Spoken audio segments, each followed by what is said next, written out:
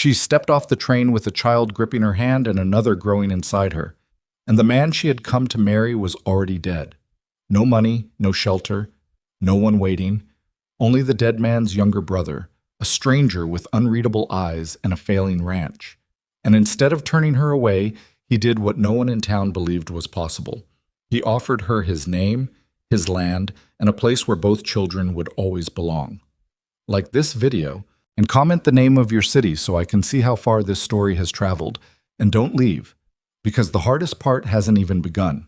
The train pulled into Dry Creek just past 2 in the afternoon, late by 40 minutes because of a broken coupling somewhere outside of Laramie, and by the time it finally shuddered to a stop at the little wooden platform, the summer heat had already turned the air above the tracks into something you could almost see bending.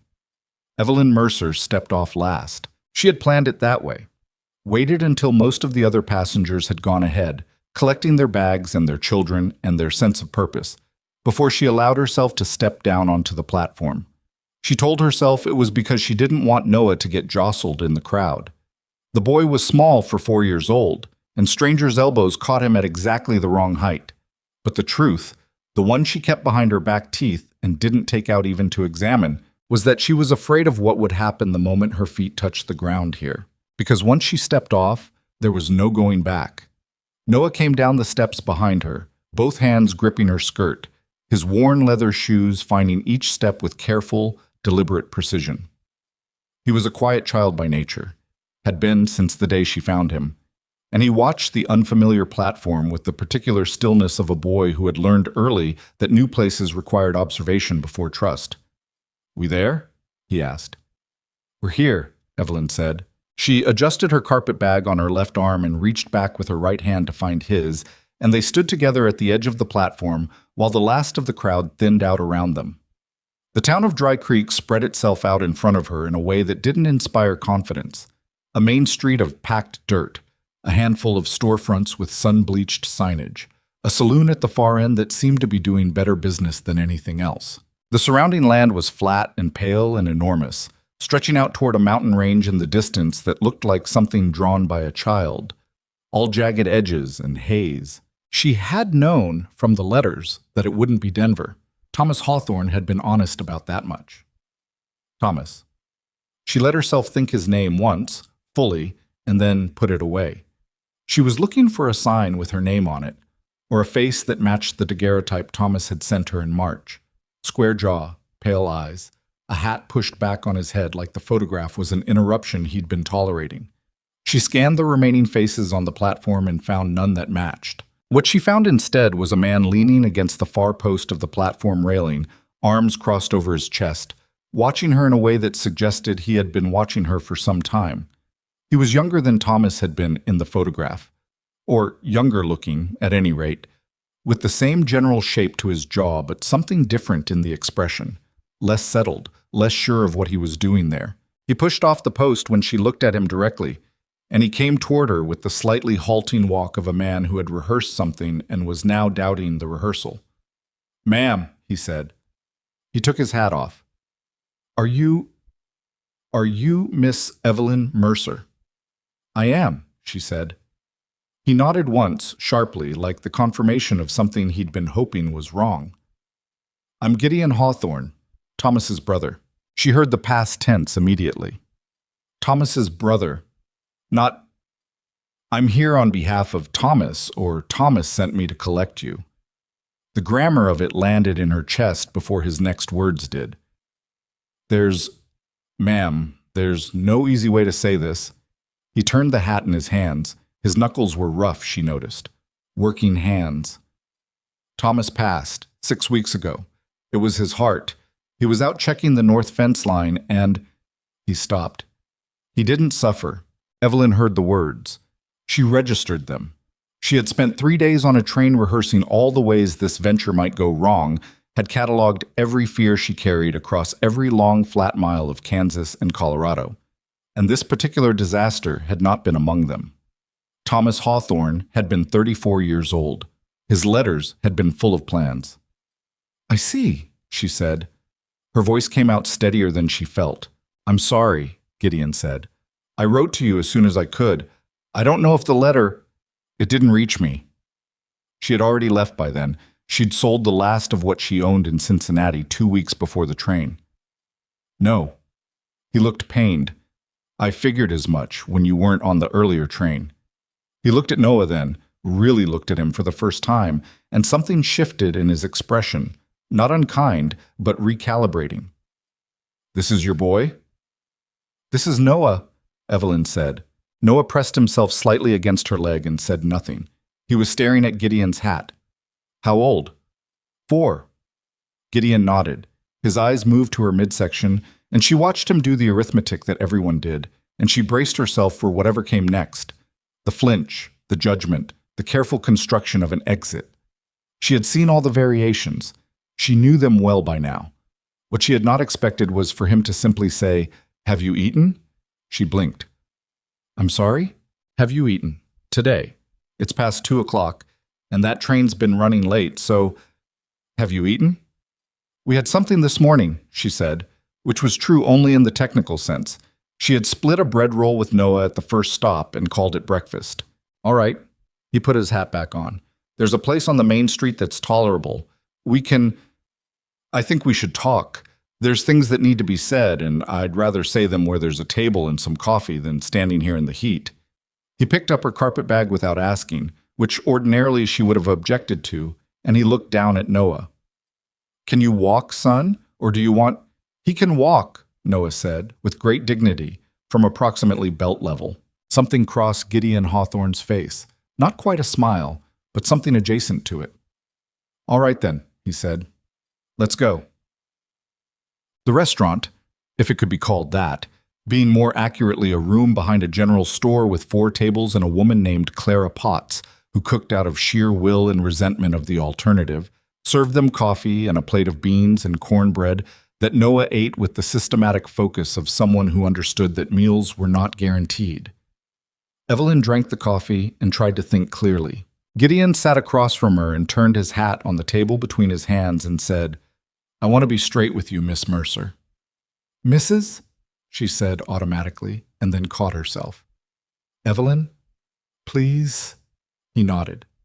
"Evelyn, I want to be straight with you about where things stand." "I'd appreciate that." He was quiet for a moment in a way that told her he was choosing his words and not just gathering them. "The ranch it's Thomas's ranch, legally, was. Now it's mine by the terms of the will, but it's not in the position Thomas may have described in his letters. Thomas was an optimist. There was something in the way he said it, not bitter, just exact. The drought's been bad this year. We lost 1/3 of the herd in the spring. The North Pasture's barely producing anything. The well needs work. It's not a prospering operation right now." "He didn't mention that," Evelyn said. "No, I don't suppose he would have."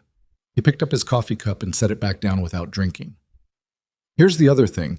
The arrangement you had with Thomas, the marriage, that arrangement no longer exists," she said. "I understand that." "Right. Yes." He looked directly at her then, and she realized his eyes were gray, not pale blue like Thomas's in the photograph, and there was something uncomfortably honest in them. "So what I'm trying to figure out, and what I imagine you're trying to figure out, is what happens now." "What happens now is I need to find somewhere to stay tonight," Evelyn said, "and then I need to determine whether there's any work available in this town, or whether I should take whatever money I have left and get back on a train." "What money do you have left?" She told him the figure. It was not large. He was quiet for a moment. "Where would you go?" "I don't know yet." "You have family?" "No."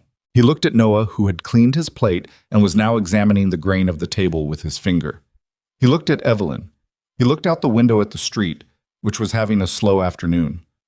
"I have a proposition," he said, "and I want you to hear it out before you answer, because I know how it's going to sound." She folded her hands on the table. "I'm listening." "The ranch needs someone who can manage the household end of things. Cooking, the kitchen garden, the books. Thomas was not organized. I'm not much better. I can work the land, I know cattle, I know horses, but the inside of a house and the records they're not my strength." He paused. "And the truth is, a spread that size, a man running it alone, people start to wonder. Neighbors, buyers, It gets harder to do business when there's questions about whether a place is being properly kept.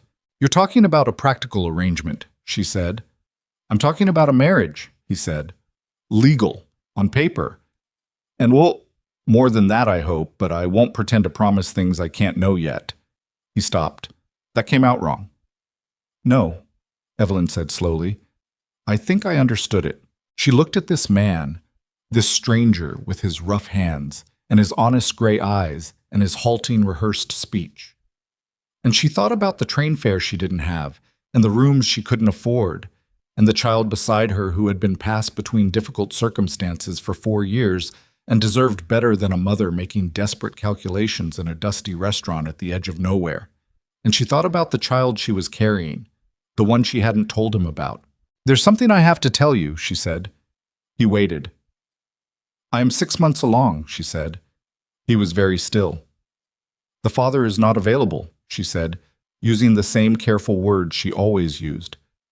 He will not be part of our lives. I have managed this on my own, and I intend to continue managing it. She kept her voice even. I understand completely if this changes your 6 months, he said. Yes. He looked at Noah again, then at her. Then he did the thing she had not expected. Not the flinch, not the exit.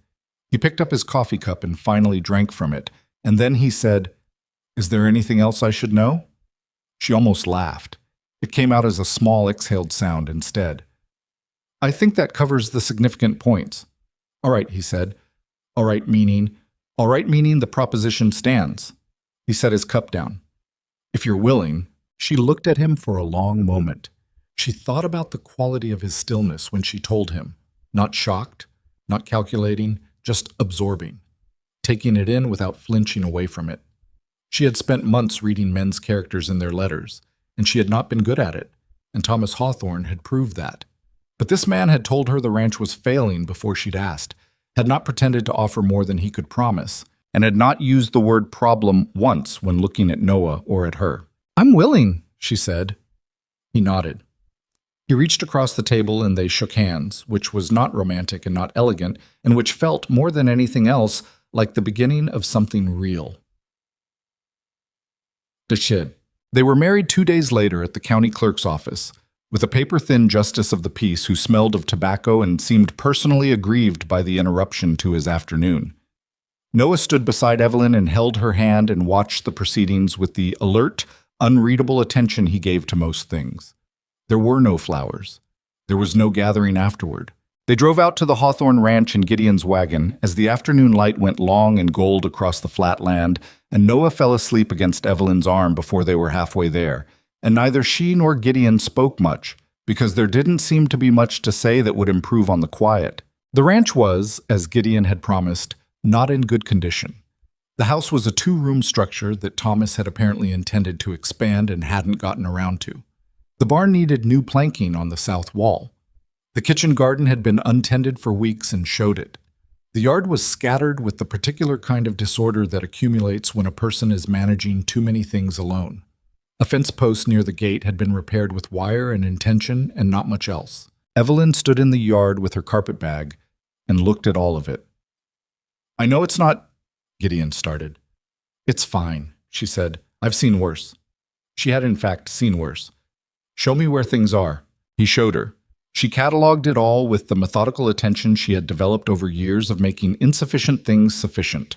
2 rooms, a loft where he'd been sleeping, a cast-iron stove that looked reliable, a root cellar with a discouraging inventory, a water pump that needed coaxing, a small shelf of account books with Thomas's optimistic handwriting filling them in amounts that didn't quite add up. Noah explored the barn with the careful enthusiasm of a child who had never had outdoor space, appearing at intervals in doorways to report findings. There are 4 horses, there is a cat with no tail, the cat does not like me, but I think it will. Gideon watched him from the barn door. He's a good boy, he said, not asking, stating. He is, Evelyn said. How long have you... Since he was 8 months old. She didn't offer more than that, and Gideon didn't press. That evening she made a meal out of what was in the root cellar, which was not much. Beans again, dried, some hard cornmeal, a piece of salt pork that had seen better days. She stretched it into something that could be called a dinner without apology, and they ate at the table in the main room, the three of them, with the evening light coming through the single window, and Noah eating solemnly as always, and Gideon eating with the distracted efficiency of a man more accustomed to fuel than food. "This is good," Noah said at one point, which was high praise from him. "Thank you," Evelyn said. Gideon looked up from his plate. He seemed to register Noah's remark and what it cost the boy in terms of social risk, 4 years old volunteering an opinion at a stranger's table, and something in his expression, not soft exactly, but open, said he understood the value of it. "It is," Gideon said. "It's the best meal this table's seen in a long while." Noah considered this information. "Did you cook before?" "Badly," Gideon said. Noah nodded. "My mother is a good cook," he said, and went back to his plate. Evelyn kept her eyes on her own food and did not look at Gideon because her throat had done something inconvenient, and she needed a moment. The town of Dry Creek found out about the marriage within 48 hours, because it was not a large town and the county clerk's office shared a wall with the barber, and the barber was not a man who held information in high regard. The reactions were varied, but the dominant tone was something between bewilderment and disapproval. Gideon Hawthorne had been considered a reasonable prospect by several of the town's more calculating mothers on behalf of their daughters. Not wealthy, certainly, but landowning and steady. And the news that he had married a stranger off a train within 2 days of meeting her, a stranger who arrived with a small child and was visibly carrying another man's child, struck the community as either an act of great compassion or of spectacular stupidity, depending on who you asked. Helen Beatty, who ran the dry goods store and operated as the informal clearinghouse for Dry Creek's social currency, had opinions she did not keep to herself. She shared them with Mabel Crow, who shared them with her husband Frank, who repeated them to 3 men at the feed store. And within a week, the general consensus being circulated in Dry Creek was that Gideon Hawthorne had made a fool of himself, that the woman had clearly taken advantage of his grief over his brother, and that the arrangement would not last the year. Evelyn heard about this secondhand through Clara Potts at the restaurant, who told her with the bluntness of a woman who thought people ought to know what was being said about them. "I appreciate you telling me," Evelyn said. "Doesn't mean anything," Clara said. "This town's made of people with not enough to do and too much to say. Just wanted you to know what you're walking into." Evelyn walked into it anyway. She walked into it at the dry goods store 2 days later when she came into Price Flour and cornmeal and felt Helen Beatty's eyes on her with the quality of someone cataloging evidence. "Mrs. Hawthorne," Helen said, using the name with a slight pause that held a whole editorial inside it. "Mrs. Beatty," Evelyn said pleasantly. She purchased what she needed, said nothing that could be repeated without it reflecting badly on its repeater, and walked out in the full summer heat with her basket and Noah at her side, and did not give the woman the satisfaction of a hurried step. "Why does she look at us like that?" Noah asked, once they were back on the street. "Because she doesn't know us yet," Evelyn said. "Will she get better?" "Some people do," Evelyn said. "Some don't. You can't always tell which kind until later." Noah appeared to be chewing on this. "Gideon doesn't look at us like that." "No," Evelyn said. "He doesn't." Chong. The first weeks were an education in survival logistics. The ranch operated on a rhythm that had gone irregular without Thomas, and Evelyn spent the first days just observing it, where the inefficiencies were, what was being done out of habit versus necessity, what had been neglected so long it had become invisible. She had a head for systems, which was perhaps an odd quality in a woman who had arrived in a frontier town with $63 and a 4-year-old, but it was hers, and she used it. She started with the account books. Thomas's handwriting was hopeful and approximate, numbers rounded in ways that didn't serve anyone, debts recorded in a column labeled temporary as if renaming them would change their nature. She spent 2 evenings at the table with a lamp and a pencil, going through them carefully while Gideon sat across from her reading nothing, just sitting, occasionally asking a question she answered without looking up.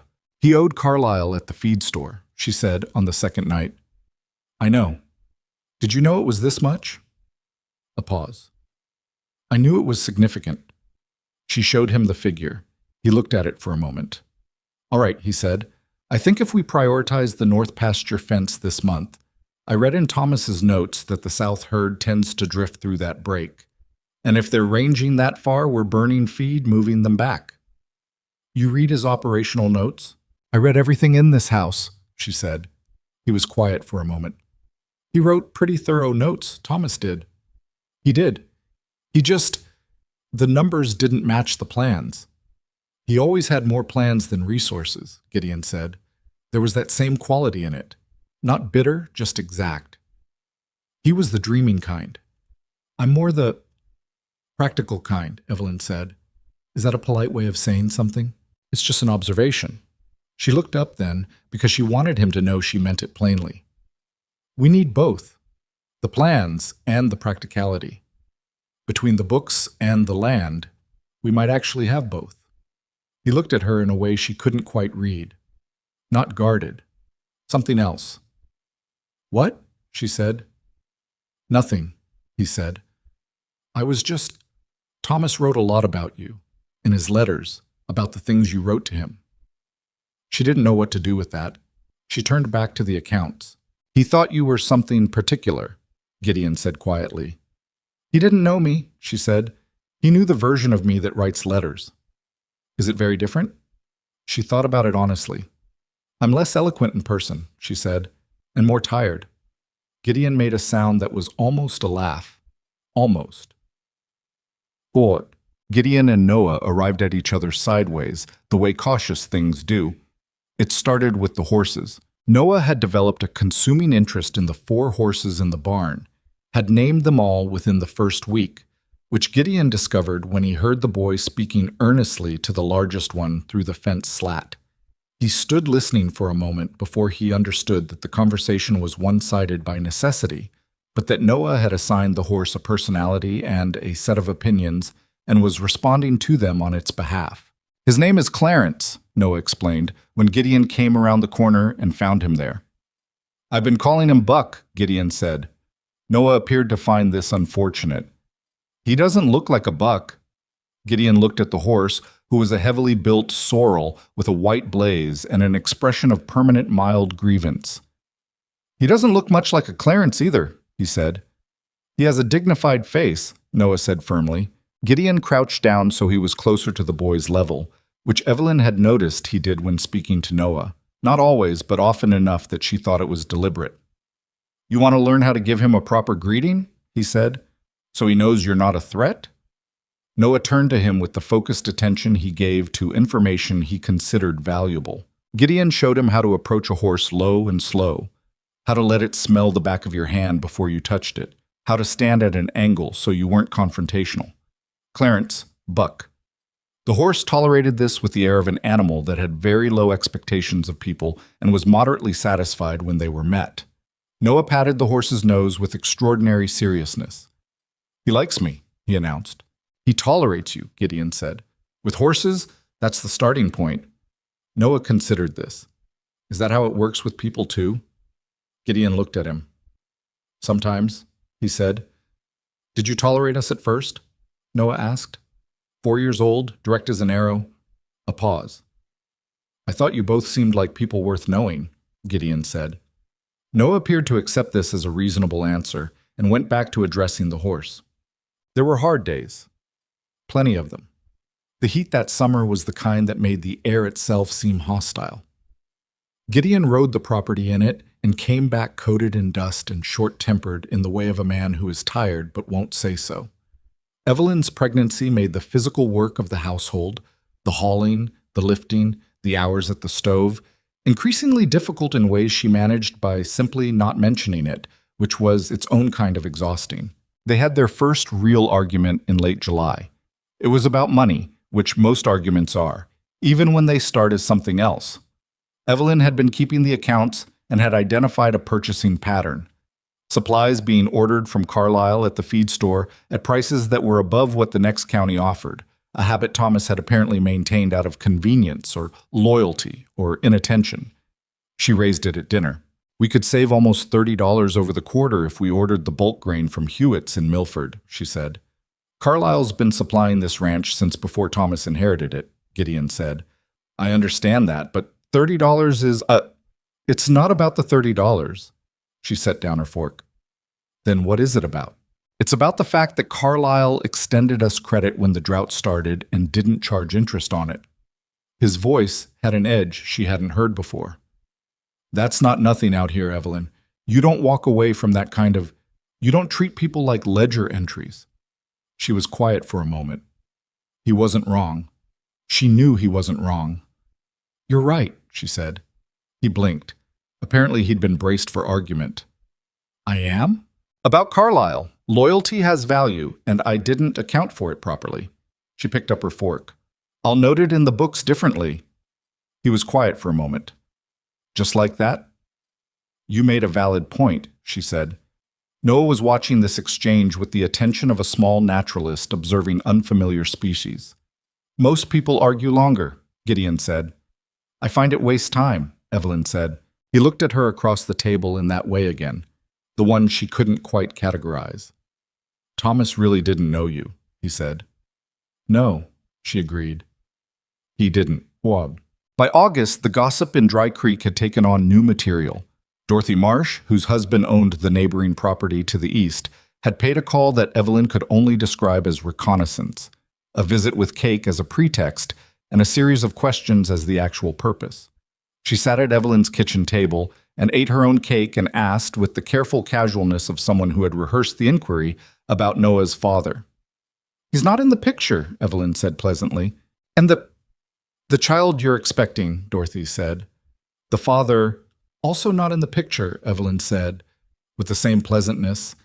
And then she offered Dorothy more coffee in a way that suggested the subject was closed. Dorothy reported back to the town, and the town added this to its existing file on Evelyn Hawthorne, and the conclusion drawn in certain quarters was that she was a woman with a history, which in 1878 was not offered as a neutral observation. Gideon heard about it from Frank Crow at the feed store. Frank said what Frank said, something about Gideon deserving better, about how it wasn't too late to... And Gideon said, in a voice that didn't rise or sharpen, but that Frank apparently found effective, My wife is a hard-working woman with good sense and 2 children to care for. I'd be careful about what you imply next. He didn't tell Evelyn about it. She found out from Clara, as she found out about most things. She waited until after Noah was in bed that evening, and then she said, while they were both still at the table, "You didn't have to do that." He looked up from the piece of leather he was mending. "Do what?" "Defend me to Frank Crow." He was quiet for a moment. "How do you know about that?" "Clara." He made a sound. "That woman. She means well." Evelyn turned her coffee cup in her hands. "I've been managing my own reputation for years. I know how to—" "I know you do," he said. "That's not— I wasn't doing it because I thought you couldn't." He looked at the leather in his hands. "It's just that what he said wasn't right, and I was the one standing there." She looked at him. There was something in the set of his jaw that was different from stubbornness, more like principle, which was a different animal. "Thank you," she said. He nodded, went back to the leather. "Did you eat enough today?" he said after a moment. "I noticed you didn't finish." "I'm fine," she said. "The heat's been bad. You should—" "Gideon." "What?" "I'm fine," she said more gently. "But thank you for noticing." He looked at her. Something passed across his face, complicated, not fully readable. "All right," he said. They sat together in the lamplight for a while after that, him with his mending and her with the accounts, and the quiet between them was of a kind that had changed texture from the quiet of the early weeks. Less careful, less provisional. Not comfortable yet, but working toward it. September came in early with a cooler edge that offered, for the first time all summer, the suggestion that the heat might eventually relent. Gideon rode out to check the north fence line on a Tuesday morning and came back by midday with a report that was better than it had been. 3 breaks instead of 6, the herd staying mostly where it was supposed to. Evelyn was in the kitchen garden, which she had brought back from the neglected state she'd found it in through 2 months of consistent attention. It wasn't much. Beans, some late squash, a struggling row of beets, but it was producing, which was more than it had been. Noah was beside her, which was where he spent most of his mornings now. He had taken to the garden with the same focused intensity he brought to everything, and he had a particular section that Gideon had designated as his, your corner, do with it what you want, where he was attempting to grow something he'd seen in a catalog and could not entirely describe. "I think they're coming up," he announced, crouching over a patch of disturbed earth. "Let me see." Evelyn bent awkwardly. Everything was awkward now, with the baby making its size known, and looked at the small pale shoots emerging from the dirt. "Those might be them.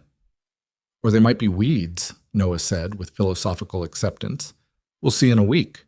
He stood and brushed his hands on his trousers in an exact imitation of a gesture she'd seen Gideon make a dozen times, and she felt something move in her chest. Not sadness, not quite, but something adjacent to it and also adjacent to gratitude. "Can I ask you something?" Noah said. "Of course." "Is Gideon going to be my father? Like, properly?" She straightened up and looked at him. He was watching her with the serious gray eyes that she had no idea where he got them from, and he looked, just then, very young and very old at the same time. "He already treats you like you're his," she said carefully. "I know." Noah looked at the garden. "I was wondering if it was going to be official. Would you want it to be?" He was quiet for long enough that she knew he was actually thinking about it rather than just gathering words. "I think so," he said. "He showed me how to fix a wheel yesterday, and how to read a sky for weather." He paused. He doesn't make me feel like extra." She crouched down again, slowly, to be at his level. "You have never been extra," she said. "Not to me, not for one single day." "I know," Noah said, "but you're my mother. You have to say that." She almost laughed. "Gideon doesn't have to say anything," she said, "and he shows up anyway, every single morning." She looked at him. "I think that counts for something." Noah considered this. "Okay," he said, and went back to his possibly weeds. 3 weeks later, the baby started coming. And 3 weeks later, there was no doctor within reach, and the sky had turned the particular sick green-yellow that meant something was building. And by the time Evelyn understood what was happening, the wind had picked up to the kind of sustained howl that made riding out impossible. She did not panic. Panic, in her experience, was a luxury for people with more options. She told Gideon in the kitchen, calmly, what was occurring, and she watched his face go through several things very quickly before settling into a particular stillness she had come to recognize as his version of decision. "All right," he said. "I need you to keep Noah occupied and calm," she said. "And I know," he said. "Thomas helped with a birthing once on the ranch. He told me, I remember what he said, the basic—" He stopped. "I can do this, Evelyn." She looked at him for a long moment, this man she had married in front of a resentful justice of the peace 4 months ago, this stranger who had become something she didn't have a fully adequate word for. "Okay," she said. "Then let's do it." The storm came in fully an hour later, and the world outside the windows turned white and furious. And Noah sat in the corner of the main room with a lantern and a book he couldn't read yet but studied with great seriousness. And Gideon was there, doing exactly what needed to be done, calm and clumsy and determined and present in a way that mattered more than competence would have. At dawn, when the storm had eased and the light came gray and clean through the window, the baby arrived. A girl, small and furious and announcing herself to the world with considerable conviction. Gideon held her first, just for a moment, before he placed her in Evelyn's arms. He looked exhausted and undone, and something else that she couldn't name. She's all right," he said. His voice was unsteady. "She's all right." "I know," Evelyn said. "I can hear her." Noah appeared in the doorway, very small and very serious. "Is that the baby?" "That's the baby," Gideon said. Noah came in slowly, approached the bed with ceremony, and looked at the infant with the expression of someone confronting something larger than expected. "She's loud," he said. "She is," Evelyn agreed. "Is she going to be like that a lot?" "Probably," Gideon said. Noah absorbed this. "Okay." He reached out one finger and touched the baby's hand, which closed around it reflexively, and his face did something complicated and young. "Hi," he said quietly. "I'm Noah. I'm your brother." Outside, the storm was fully over, and the morning light was coming through the window, and Evelyn held her daughter and watched Gideon sit down on the chair beside the bed with the slow, careful movement of someone whose legs have just decided they're done. And she thought, Whatever this is, whatever we are, it is real. She closed her eyes. The baby breathed. Noah kept his finger exactly where it was. The girl's name was May. Evelyn chose it on the third day, when she had slept enough to think clearly, and the baby had settled into a pattern that could be described generously as rhythmic, loud, then quiet, then loud again, with no apparent logic governing the transitions. Gideon had asked carefully on the second day whether she'd thought about a name, and Evelyn had said she was still deciding, and he had nodded and not pressed, which she appreciated. May? Because it was simple, because it was hers to give. Gideon said it once, standing over the cradle he'd spent the better part of a day constructing out of salvaged planking. Not beautiful, but solid, which was more important. And then he said it again, as if testing how it fit. May Hawthorne, he said. Yes, Evelyn said. He didn't say anything else, but she watched his face do something quiet and deliberate, the way a man looks when he's making a decision that doesn't require witnesses, and she understood that the name had been accepted in more ways than one. Noah had opinions about the baby that he shared without prompting. She was louder than he expected. She was smaller than he expected. She smelled strange. Her hands were the most interesting part of her. He reported these observations to Gideon as they worked together in the barn on the fourth morning after her birth, Evelyn able to hear them from the open window while she nursed May in the chair by the stove. Does she stay small like that? Noah asked.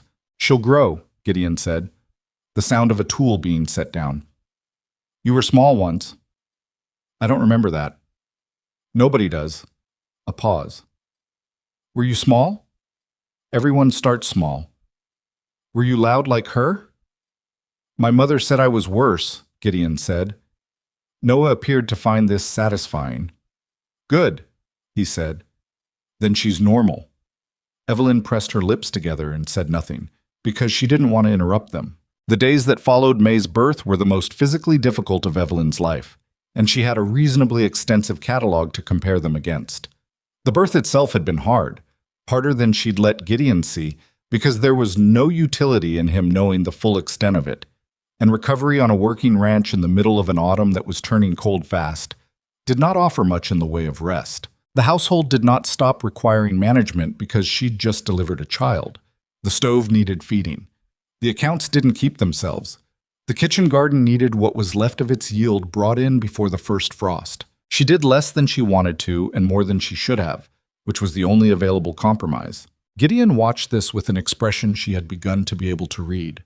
A careful, contained concern that he expressed not through words but through action. He took over the water hauling without discussion. He made a rough attempt at breakfast on the mornings when May had been particularly insistent through the night, leaving something edible on the stove before he went out. Eggs fried to a consistency that left room for improvement but were hot and present, which was what mattered. He fixed the draft in the main room window that Evelyn had been noting in her mental list of repairs for 2 months. He did not say, "You should rest more." He said, "I got the water and there's coffee and Noah's with me today. He'll be fine." She understood, eventually, that this was his language, not the eloquent letter-writing language Thomas had used, all those careful phrases constructed for effect. Gideon's language was the language of showing up, of noticing, of doing the thing without announcing he was doing it. It took her longer than it should have to recognize it as kindness, because kindness that doesn't announce itself is easy to overlook. One evening in late October, when May was 3 weeks old, and had been sleeping for an unprecedented 2 consecutive hours, and Evelyn had used the time to go through the month's accounts, she found a discrepancy she couldn't account for. A payment to Carlisle at the feed store, correct amount, but the date was wrong. It had been made 4 days before she'd noted they had the funds for it. She brought it to Gideon at the table. He looked at it for a moment. "That's right," he said. "Where did the money come from? I don't have a corresponding—" "I sold the gray mare," he said. She stared at him. The gray mare, the one he'd told her, weeks ago, was the best cutting horse on the property, the one he'd talked about in the tone of voice people use for things they don't intend to part with. "Gideon, Carlisle was going to start charging interest after November," he said. "The debt was old enough. It made more sense to clear it. You could have told me. I'm telling you now." "Before," she said. "We make decisions together. That's—" That's how we agreed to do this." He was quiet for a moment, looking at the table. "You had just had the baby," he said. "I didn't want to put another. I thought I could handle it." "You thought you could handle it without me knowing," she said. "I thought I could spare you something," he said, and his voice had an edge that wasn't quite defensiveness and wasn't quite anything else she could name. I know that's not how you want it, but it's where I was." She looked at him. He was looking at the account book rather than at her, and his jaw was set in the way it got when he'd done something he half regretted but couldn't fully bring himself to undo. "The mare was worth more than the debt," she said. "A little. How much more?" he told her. She did the arithmetic quickly. "That's $8, she said. "It's in the tin on the shelf," he said. It's in the household tin." She looked at him for a long moment. He had sold a horse he valued to clear a debt before it accrued interest, put the surplus in the household tin, and not said a word about it. She thought about what it cost a person to do something like that quietly, to not need the acknowledgement of it. "Next time," she said more gently, "tell me first. We can figure it out together." "All right," he said. "I mean it." "I know you do." He looked up then. "I'll try." It wasn't a promise exactly, and they both knew it, but it was the most she was going to get from a man who had been managing things alone for long enough that the habit was structural. She accepted it. "The mare was a good cutting horse," she said, after a moment. "The best I've had," he said, without self-pity. She went back to the accounts and didn't look up again, but she felt the shift in the room, the slight easing of something that had been held under tension, and she thought that this was what a real arrangement looked like. Not smooth, not elegant. Two people making adjustments in real time, getting it partly wrong, trying again. Winter arrived in earnest in November, which in that part of Wyoming meant business. The temperature dropped fast and stayed there, and the land turned from the pale gold of late autumn into the particular gray-white of a long season. Gideon spent the short daylight hours managing the herd through the cold, moving them, feeding them, checking for illness with the grim attention of a man who understood that losing cattle in winter was losing money he didn't have. He came in at dusk with cold worked into his hands and his face wind-scoured and red, and he ate whatever was on the table without complaint and was usually asleep before 9. Noah, who had been doing a reasonable impression of a small shadow attached to Gideon's heels since approximately the first week of October, was not permitted to follow him out during the worst of it, a restriction he accepted with vocal displeasure. "It's too cold," Evelyn said. "I have my coat," Noah said. "It's below 0, Noah." "I could wear 2 coats. Go find something to do inside." Noah found something to do inside, which was to sit near the window and monitor Gideon's return from the pasture with the dedication of a small sentry. He reported updates. "He's at the south barn now. He's fixing the gate. He's coming back." When Gideon finally came in, stomping snow off his boots in the doorway, Noah was usually the first to appear, holding a cup of something hot that Evelyn had prepared and handed to him without instruction. Gideon always took it with both hands and said thank you, with a directness that suggested he meant it rather than performing it, and Noah always looked slightly too pleased with himself afterward. May, for her part, was growing in the aggressive, single-minded way of infants who have decided that existing is a project worth pursuing. She had opinions about most things and expressed them at volume.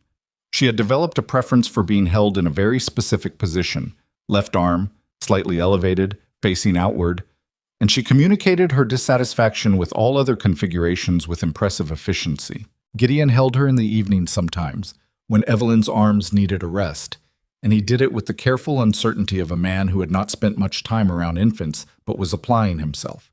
May regarded him with the considering, slightly suspicious attention she gave to everything, and then, sometime in late November, made a decision about him that expressed itself by falling asleep against his shoulder with total confidence.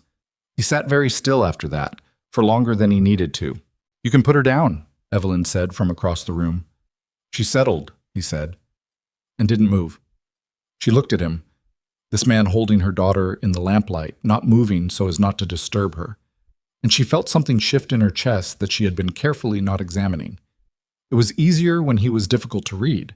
It was easier when the arrangement felt provisional. She looked back at the mending in her lap and said nothing. The winter brought other things besides cold. Evelyn had been aware, since before they were married, that Gideon had a temper. Not violent, not the kind she had reason to fear, but a real one, with a shape to it. She had caught edges of it in passing, the day a section of the north fence failed for the third time, and he came back from fixing it in a silence that had weight. The evening she overheard him outside speaking to one of the horses with a flatness that wasn't directed at the animal. He kept it contained mostly, but it was there. In the second week of December it came out fully, and it was aimed at her. They had been having an argument that had started, as so many of theirs did, as a practical discussion. Evelyn had determined through the accounts and through conversation with Clara Potts that the ranch's grain storage would not last the winter at current consumption rates. She had a plan, a proposed arrangement with a rancher 2 properties over, a man named Aldous Reeve, who had surplus and was willing to sell. She brought it to Gideon at dinner.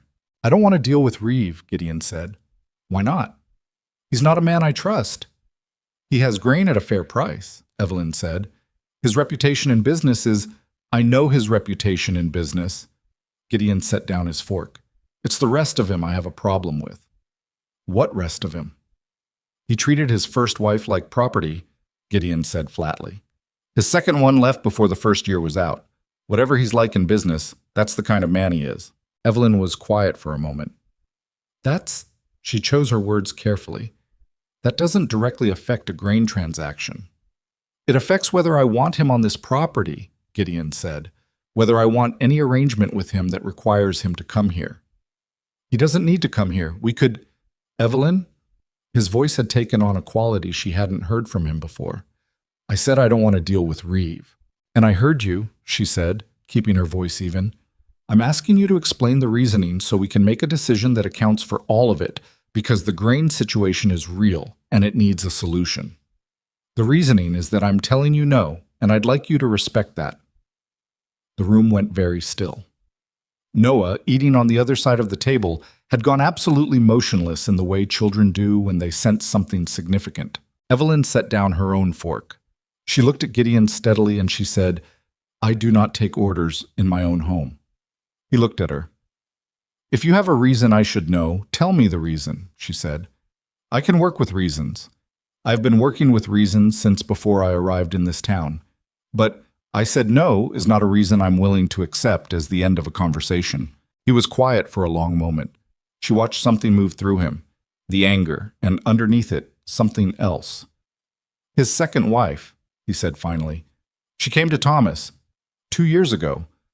Asked if she could stay here one night before she left. Thomas let her." He was looking at the table. "She had a broken rib. She didn't say it was Reeve. She didn't have to." The silence that followed was different from the one before it. "I see," Evelyn said. "So no," he said. "I don't want him here. I don't want any transaction that requires—" He stopped. His jaw was tight. "I know that's not the practical answer." "It is, actually," she said. "For this household, it is." He looked at her. "I'll find another solution for the grain," she said. "We'll manage." She picked up her fork. "Thank you for telling me." He was still for a moment. Then he picked up his fork too. Across the table, Noah quietly resumed eating with the air of someone who had stored the whole exchange away for later consideration. After dinner, when Noah was in his corner of the loft, Gideon came to stand in the doorway of the main room where Evelyn was nursing May in the chair by the stove. "I shouldn't have spoken to you like that," he said. "No," she agreed. "You shouldn't have. When I think about that woman, He stopped. "I know," she said. She looked at him. It was still not all right. "I know that too." She looked at May, who had fallen asleep mid-nursing with the complete commitment of the very young. "You're allowed to have things you won't compromise on," she said. "I have them too. But the way you tell me matters." "I'll do better," he said. She looked at him across the room, this difficult, honest, imperfect man. "All right," she said. He nodded and went back to the other room, and that was as close as they came to an apology scene. No speeches, no drama. And she thought it was probably the more durable kind. She found alternative grain through a contact in the next county. It cost slightly more. She didn't mention the difference. Christmas came and went without ceremony. They had no money for it, which Evelyn would not have said directly, but which they both understood, and they made of it what they could. A meal that was better than usual, a wooden horse that Gideon carved for Noah over the course of 2 weeks of evenings when Noah was in bed, a length of cloth Evelyn had been saving that she made into something small for May. Noah received the wooden horse with the focused appreciation of a child who understands the value of things. He examined it from every angle. He ran his thumb along the carved mane. "You made this," he said to Gideon. Not a question. "Over the past couple weeks," Gideon said. "When?" "Evenings, when you were asleep." Noah looked at the horse again. Something was happening in his face that he was working hard to keep contained, in the manner of a child who has decided that visible emotion is a risk. "Thank you," he said. "You're welcome." A pause. Noah turned the horse in his hands. "Can he sleep in the loft with me?" "He's a wooden horse," Gideon said. "He can go anywhere you want him to." Noah nodded solemnly and carried the horse upstairs with both hands, as if it were breakable. Evelyn watched Gideon watch him go, and she saw in his face the thing he never said out loud, the particular quality of caring about a person that makes you feel exposed in a way you weren't expecting. "He loves it," she said quietly. "I know," Gideon said. His voice was slightly off, which on him was the equivalent of considerably off on most people. She touched his arm briefly as she passed, just once, just for a moment, and went to check on May. January was the hardest month. 2 cattle died in the second week, a small number in absolute terms, but not in terms of what they could afford to lose. Gideon found them on a Tuesday morning and came back to the house and told Evelyn with the flat economy of a man who has decided that brevity is the only protection he has against the full weight of a piece of news. 2, he said. She looked at him. "Which ones?" He told her. She did the arithmetic in her head, and it was not good arithmetic. "All right," she said. He sat down at the table and put his hands flat on it and looked at them. He was tired in a way that was beyond physical. The accumulated kind, months of it, the kind that doesn't resolve with sleep. She put coffee in front of him. She sat down across from him. "What do you need?" she said. He looked up. He seemed slightly surprised by the question, which told her something about the company he'd been keeping before she arrived. "I don't know," he said honestly. "Tell me about the North herd," she said. "The rest of them. What's their condition?" He told her. She asked questions. He answered them, not because the conversation was going to fix anything, but because having someone to say the specific true things to made them slightly less crushing. She understood this from her own experience. The relief of being able to say, "Here is exactly how bad it is," to a person who would receive the information without flinching. She did not flinch. She asked about the pasture conditions, the remaining feed supply, the weather pattern Gideon expected for the next 3 weeks based on the way the last 3 had moved. She took notes on the back of an account sheet. "If we move the remaining south herd to the east pasture before the next front comes in," she said, "do you think the fencing holds?" "I reinforced it in November. So probably yes." "Probably," he said. "Then that's what we do." She put the pen down. "And we deal with the loss in the books, and we keep going." He looked at her for a moment. "You're very calm," he said. "I'm not calm," she said. "I'm just doing the next thing." He was quiet. "That's the same thing you said to me after May was born, when I asked how you were." She hadn't remembered he'd retained that. "It's usually the right approach," she said. "Doesn't it wear on you?" he said. "The constant not stopping." She thought about it honestly. "Yes," she said. "Sometimes I'm very tired." She looked at the table. "But stopping doesn't make it less." He nodded slowly. Outside, the wind had picked up and was working at the corners of the house in the way it did when a front was coming. "Gideon," she said. "Yeah, the ranch is going to be all right." She said it not to comfort him. She knew he didn't need comfort dressed up as information, but because she had been running the numbers and she believed it was true. "Not easily. Not this year, maybe not next year. But the land is good and you know how to work it. We're going to be all right." He looked at her across the table. "You believe that?" he said. "I'm not given to saying things I don't believe," she said. Something in his face settled. Not all the way. The weight was still there, but it shifted, redistributed itself. "No," he said, "you're not." February brought a visitor they hadn't invited, a man named Dale Pruitt, who identified himself as a land agent representing interests he did not name specifically, appeared at the ranch on a Thursday afternoon when Gideon was out with the herd and Evelyn was alone in the house with May and Noah. He was polite in the practiced way of someone who has been trained to be polite, with a suit that was too good for the conditions and a manner that was too smooth. He said he had heard the Hawthorne Ranch had been through some difficulties. He said he represented buyers who were interested in good land at reasonable prices. He said he could make Evelyn a very fair offer, and that if she and her husband were interested, he would be happy to come back when Mr. Hawthorne was present to discuss terms. Evelyn stood in the doorway and looked at him. "What interest do you represent?" she said. He named a company she didn't recognize. His manner remained pleasant. He offered a card. She took it. She looked at it. "Mr. Pruitt," she said, "I appreciate you coming out. You can direct any future correspondence to my husband through the county land office." She handed the card back. "Have a safe ride back to town." He looked briefly as though he wanted to say something else. She waited. "Of course," he said. "Good day, Mrs. Hawthorne." She watched him ride out down the road until he was a small figure, and then nothing, and then she went back inside and wrote down everything he'd said, in order, with as much detail as she could recall, and she kept the paper. When Gideon came in that evening and she told him, he was quiet in the particular way she had learned to read as alert rather than still. "Pruitt," he said. "You know him?" "I know of him," Gideon said. "He came through 2 years ago when the Kimball place went under. There were people who said the Kimballs had been pushed. Pushed how? Grazing rights disputed, water access complicated. Nothing you could prove was deliberate." He looked at the table. "The buyers he represented got the land at less than half its value." Evelyn held that. "He'll come back," she said. "Probably. Then we need to know exactly where we stand, legally. Every document, every recorded claim." She looked at him. "Do you know an attorney in this county?" He thought for a moment. "There's a man named Prescott in Milford. Thomas used him once." "I want to write to him," she said. "I want everything reviewed, every title, every water right, every boundary claim." Gideon looked at her. "That costs money." "I know." "I know," she said. "We'll find the money.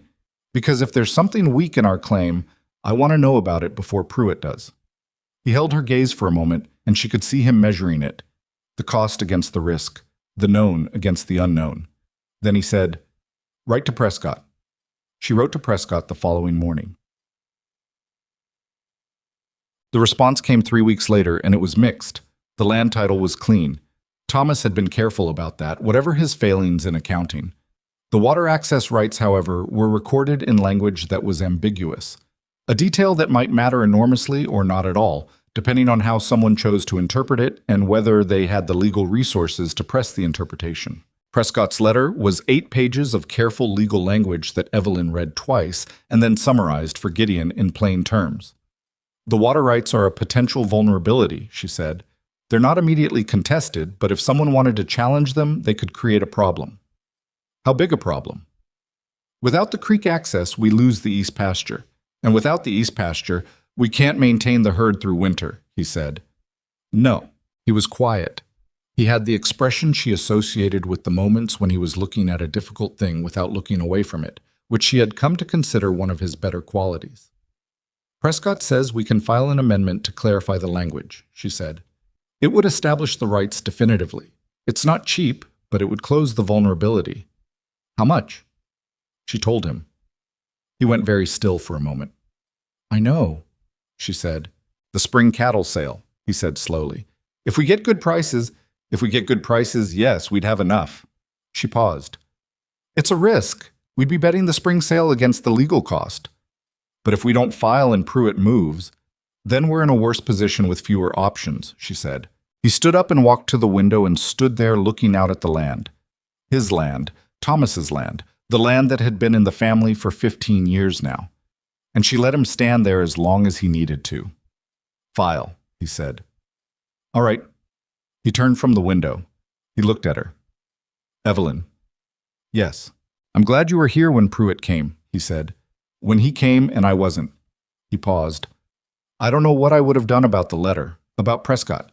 I don't know that I would have thought to.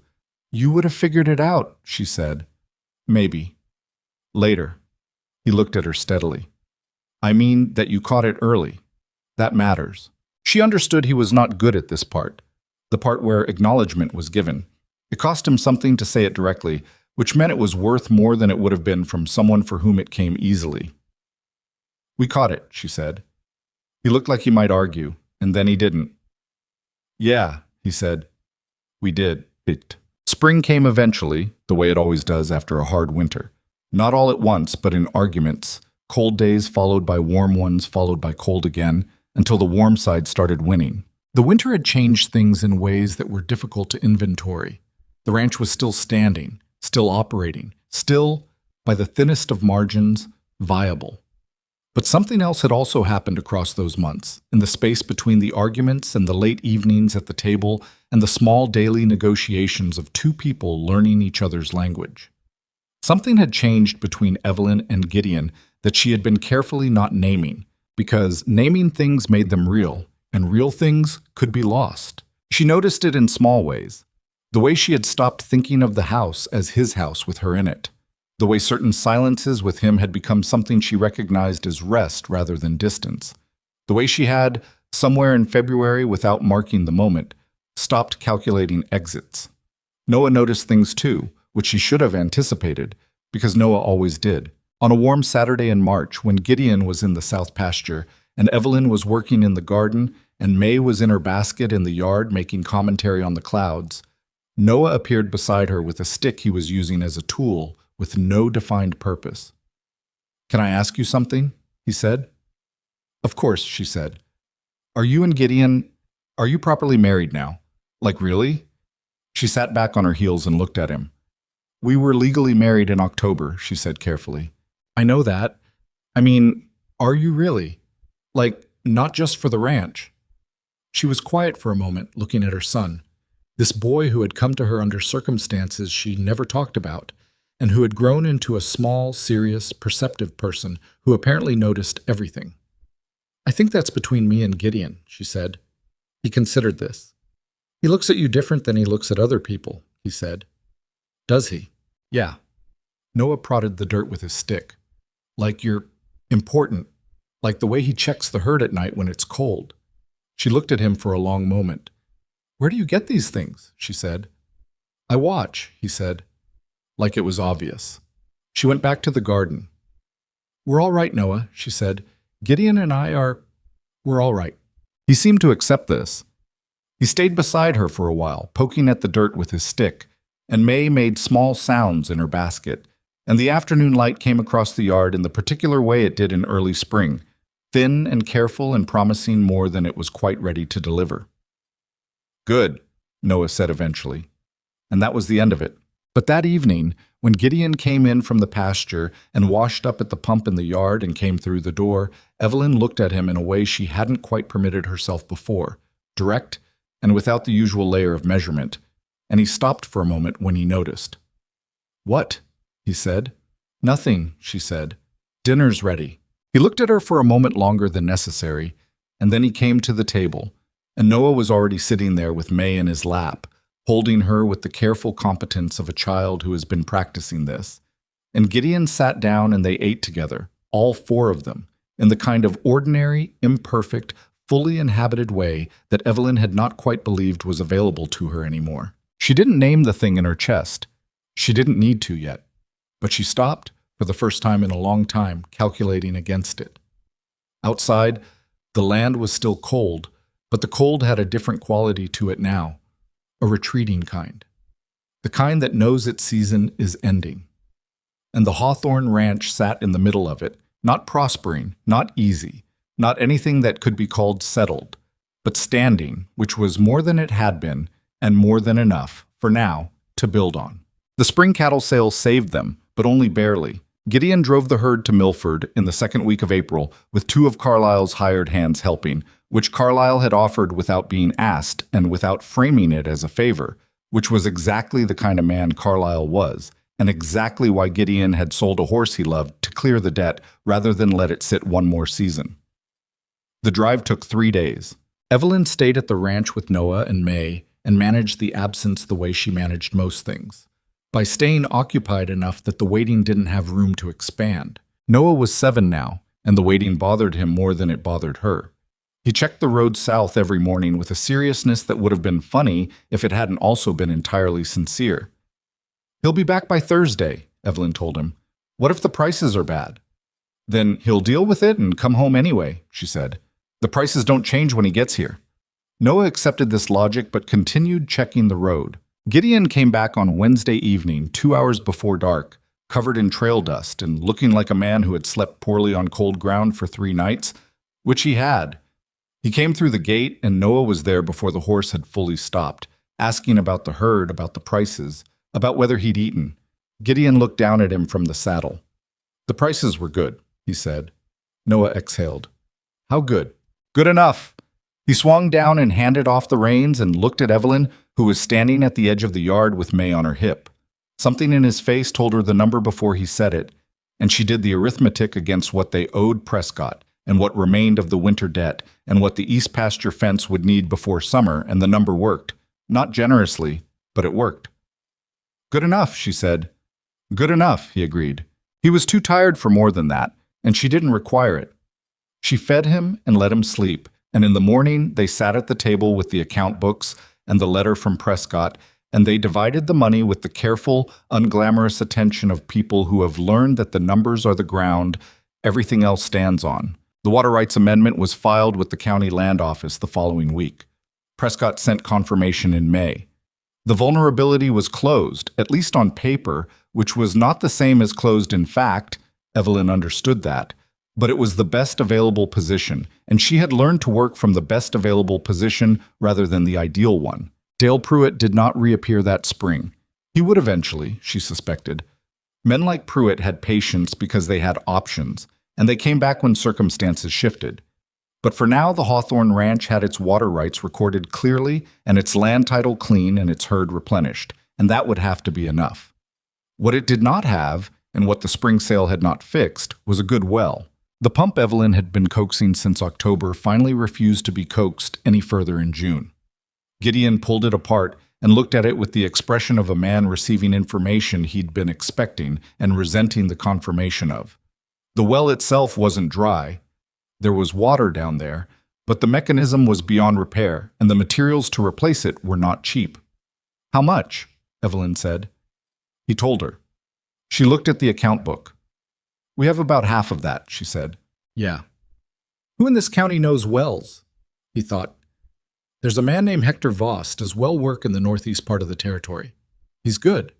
He's also slow and particular, and he'll tell you 12 times how he'd have done it differently if he'd been involved from the start. Can he fix it? If he takes the job, yes." "Write to him," she said. "We don't have—" "Write to him. We'll find the rest." She closed the account book. "I've been thinking about the kitchen garden. If we expand the south plot and put in a proper cash crop this season, beans, maybe squash. Claire said the restaurant in Milford has been buying from the tanner place east of here, but the tanners are inconsistent. If we could establish a regular supply—" Gideon was looking at her with an expression she'd seen before, the one she associated with him recalibrating something. "What?" she said. "You've been working on this already," he said, "before the pump broke." "I've been thinking about it since March," she said. "The ranch income is too dependent on the cattle. One bad season and we have nothing to fall back on. We need another revenue line. A kitchen garden isn't not just a kitchen garden, a proper market garden. 20, 25 rows. We'd need to hire someone part-time for the harvest months, but the margin, you've run the numbers." "I've run the numbers," she confirmed.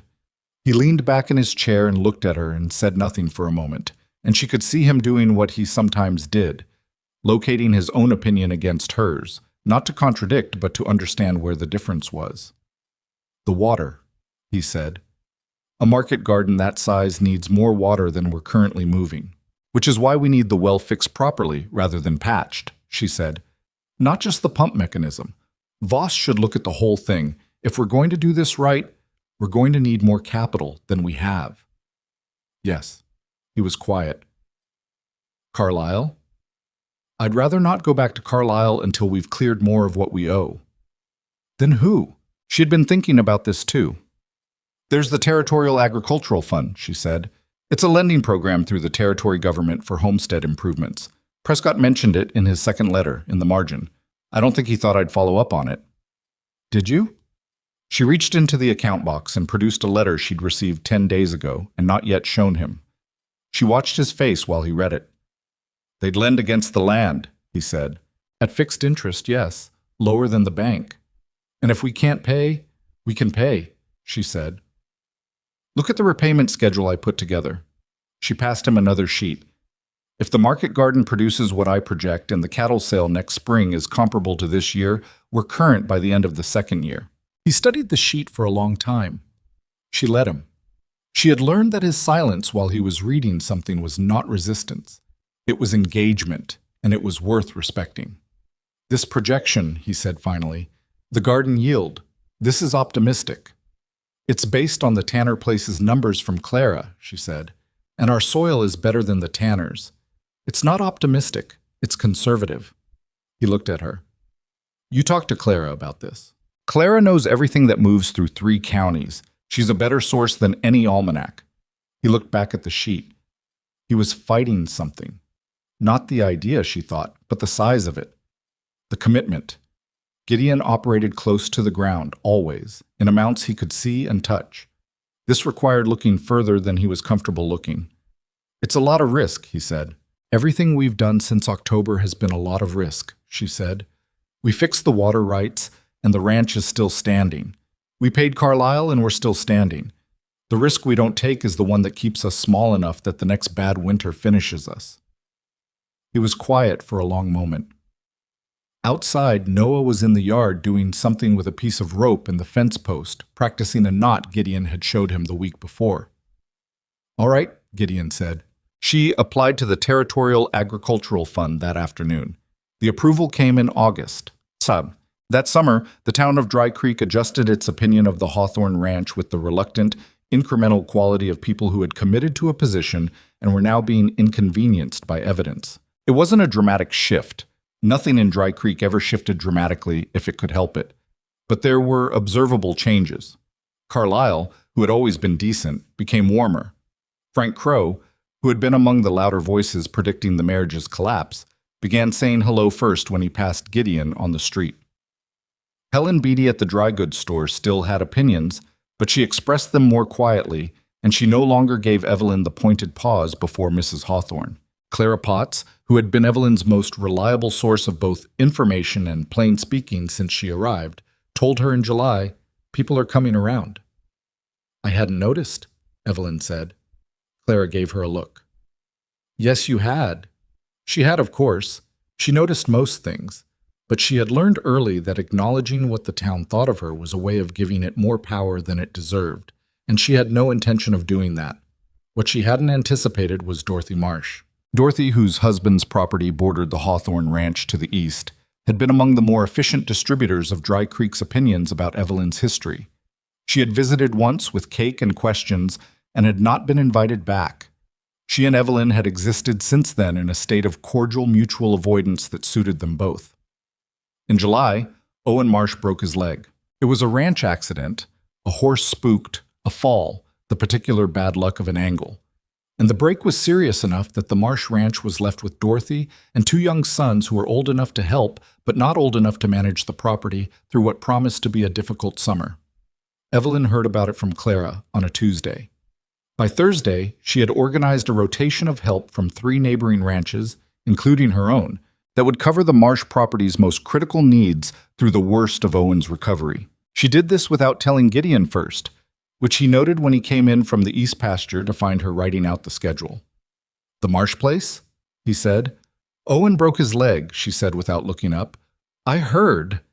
He came to stand behind her and looked over her shoulder at the paper. "Is Dorothy... Did she ask for..." "She didn't ask," Evelyn said. "She won't ask. She's too proud and she's worried about what it means to need help from people she's spent a year and a half saying things about." She kept writing. "That's not a good enough reason for her children to go without what they need this summer." He was quiet for a moment. You're organizing this despite the fact that she's been... Yes, right. He straightened up. What day am I going over there? She told him. He went without further commentary. Dorothy Marsh came to the Hawthorne Ranch 2 weeks later, on a Saturday morning when she knew Gideon would be out, and she sat at Evelyn's kitchen table and she did not bring cake this time. I owe you an apology, she said. No preamble. Evelyn poured coffee and said nothing. Some of the things I said, the things I repeated, about you and your situation. Dorothy kept her eyes on the table. She was not comfortable with this, which Evelyn respected.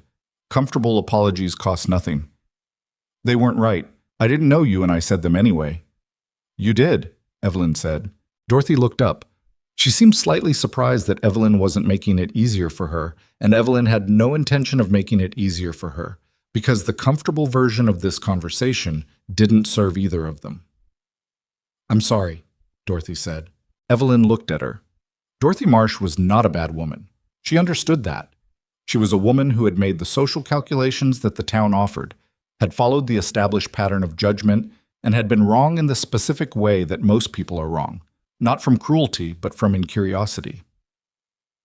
I appreciate you saying that, Evelyn said. Directly. Dorothy nodded. She seemed to be waiting for something, absolution possibly, or dismissal. How is Owen doing? Evelyn said. Something in Dorothy's face relaxed slightly.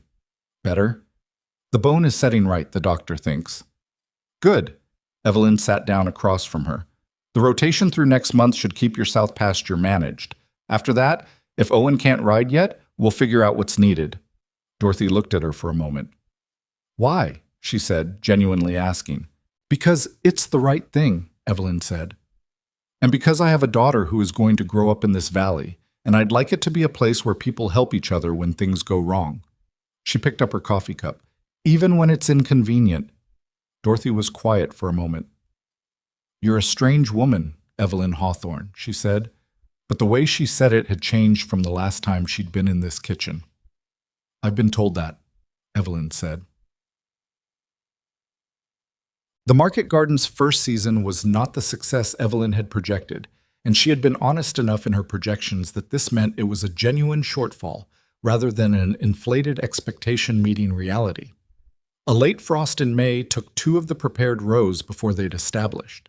A pest problem in July required treatment that cost money she hadn't planned for. The yield at harvest was about 70% of what she'd anticipated. She sat with the numbers in September and looked at them for a long time. Gideon found her there and sat down across from her and said nothing, waiting. We're short, she said, not critically, but short of what I projected. How short?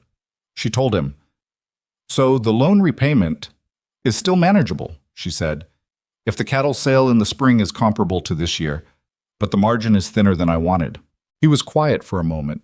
She was looking at the numbers, not at him, but she felt the quality of his quiet, not judgment, just presence. What happened? He said. She told him about the frost, the pest problem, the 2 rows she'd miscalculated on drainage. She was honest about each one, which ones were bad luck, and which ones were errors she could have avoided with better planning. The drainage on the south end, she said. I should have caught that before planting. I knew that ground was lower. I was moving fast and I didn't account for it properly. And next year? Next year I'll plant that section differently, and I'll have the beds prepared earlier so the frost doesn't catch them green. She finally looked up. The 70% we got, we sold. Clara took everything we could bring her. The model works. The first year of anything is harder than the plan says it should be. He held her gaze. Are you all right? He said. She was slightly surprised by the question, not its content, but its directness. Gideon had gotten better at the direct version over the course of the year, and it still occasionally caught her off guard. I'm frustrated, she said. I don't like being wrong. Most people aren't that honest about it. Most people don't keep account books, she said, which wasn't entirely the point, but was the easier version of it. What I mean is, he paused, choosing. You built something this year that wasn't here before. It didn't work perfectly. That's not the same as it not working. She looked at him. He meant it plainly, which was the only way he ever meant anything, and she felt the particular quality of being seen by someone who is not trying to make you feel better, who is just saying the true thing. Thank you, she said. He nodded. What do you need for next year to do the south end properly? She told him. They worked through it together at the table, and by the time Noah came in from the barn with his boots muddy and May toddling after him in the determined, slightly unstable way she'd been moving since August, they had the next season's garden plan roughed out in the margin of the account book, and the numbers, while not generous, were survivable. The trouble with Pruitt came back in October. Not Pruitt himself this time, but the company he represented, the name on the card she had handed back to him the previous winter, which turned out to be a land acquisition concern with territorial connections to a man named Harlan Cross, who Gideon knew by reputation and whose reputation was not good. The first sign was a boundary dispute. A survey marker on the northeast corner of the Hawthorne property was found moved, not by much, not dramatically, just enough to shift the recorded line by 40 feet in a direction that would, if the shifted survey were accepted, cut off a section of the creek access that fed the east pasture. Gideon found it on a Wednesday morning and came back to the house and told Evelyn in the flat, exact way he reported things he was angry about. Moved, she said. 40 feet northeast, he said. When? Recent. The ground around it's been disturbed. She was quiet for a moment, looking at the map she'd had Prescott send her when they'd filed the water rights amendment, a detailed plat of the property with all recorded boundaries. She laid it on the table and looked at the northeast corner. That survey marker has been there since the original homestead claim, she said. Since Thomas's father, Gideon confirmed. And if someone challenged the current position as the legitimate one, our water access to the east pasture is compromised, he said. The creek runs through that 40 feet. She looked at the map for another moment. Then she folded it carefully and put it in the account box with the letter from Prescott and the copy of the water rights amendment and the notes she'd made when Pruitt visited in February. I want to ride out to that marker, she said. It's 3 miles. I know how far it is. He looked at her. May. Dorothy Marsh will take May for the afternoon. She's offered twice. She was already getting her coat. I want to see it for myself. They rode out together, Noah staying behind to watch the garden, and Evelyn looked at the marker and the disturbed ground around it, and the creek line that ran through the contested 40 feet, and she was very quiet for the whole ride back. That evening she wrote 3 letters. One to Prescott, with a description of what they'd found and a request for advice on legal remedies.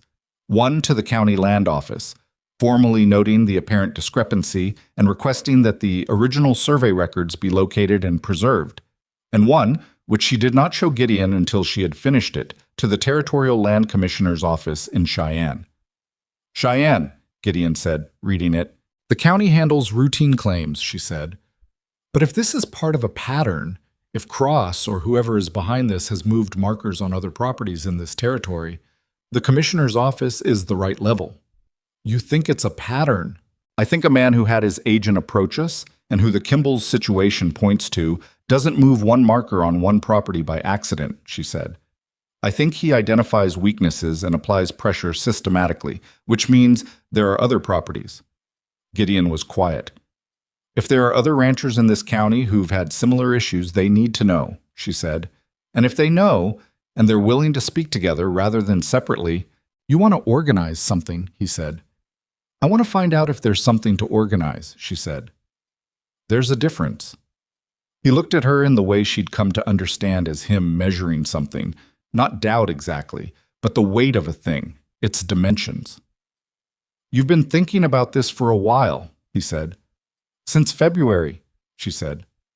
When Pruitt came. He put the letter down on the table. Evelyn, he said. Yes, if you do this, if you start making noise at the commissioner's level, contacting other ranchers, Cross isn't going to just send Pruitt back. His voice was level, but it had something underneath it. Men like Cross push back. I know, she said. That's not me saying don't, he said. I want you to understand what we're saying yes to. She looked at him directly. I understand exactly what we're saying yes to, she said. I've been calculating it since the marker showed up. She paused. The alternative is we wait, and the next thing they move is something we can't recover from. He held her gaze for a long moment. All right, he said. Then we say yes. She mailed all 3 letters the following morning. But Prescott's response came first, and it was useful. The original survey records existed. He had located them in the county archive, and they definitively established the marker's correct position. He could file a formal challenge to the altered survey, restore the recorded boundary, and do it in a manner that created a clear paper trail of who had raised the challenge and on what grounds. "Do it," Gideon said when she read him the relevant section. She wrote back to Prescott that afternoon. The response from the Territorial Commissioner's office came 2 weeks later and was more cautious, the language of an office that dealt with political considerations as much as legal ones, but it confirmed that a records inquiry had been opened and that any documentation she could provide regarding the boundary dispute would be entered into the file. The third thing that happened, which she had not anticipated, was Frank Crow. Frank Crow, who had once told Gideon he deserved better than the woman he'd married, appeared at the Hawthorne Ranch on a Thursday in late October with his hat in his hands and a look on his face that Evelyn associated with men who have swallowed something they've been avoiding. "I'd like to speak with both of you," he said. They sat at the table, all three of them, and Frank Crow told them that a surveyor he didn't recognize had appeared on his property's east boundary 3 weeks ago, and that 2 of his fence posts had been found uprooted in a section that bordered a piece of land he'd recently been approached to sell. "Who approached you?" Evelyn said. He described the meeting. The company name he mentioned was different from the one on Pruitt's card, but Prescott had written her a note suggesting Cross operated under several business names, and the description of the approach, the knowledge of Frank's financial difficulties, the framing of the offer as a favor rather than an acquisition, the implicit suggestion that resisting would create complications, matched closely enough. "You didn't sell," Evelyn said. "No," Frank said. "I told them I needed time to think." He looked at his hat. "I've been thinking." Gideon said nothing. He was leaving this to her, which she appreciated. "We've filed with the county and with the commissioner's office," Evelyn said. "If you've had a similar experience, you should do the same, documented and formal." "Does it help?" Frank said. "Actually, it creates a record," she said. "One complaint can be dismissed. Multiple complaints, from multiple properties, showing the same pattern, becomes harder to dismiss." She looked at him. "Do you know of anyone else in this valley who's been approached?" Frank named 2 names. One she recognized, one she didn't. "Would they talk to me?" she said. He looked at her. This woman who he had told his friend didn't deserve better than to be left, and who was now the clearest-headed person in any room she entered, a fact Frank Crow had apparently arrived at on his own. "I think so," he said. "If you asked." She wrote to both names that week. By November, there were 4 ranches that had documented boundary irregularities or unsolicited acquisition approaches in the same 2-year window. Evelyn organized the documentation, copied, dated, cross-referenced, and sent a consolidated file to the commissioner's office through Prescott's office address to ensure it was received and logged correctly. She did not know if it would be enough. She knew enough about how these things worked to understand that a land acquisition concerned with territorial connections and sufficient capital could outlast a group of homesteaders in any protracted legal fight.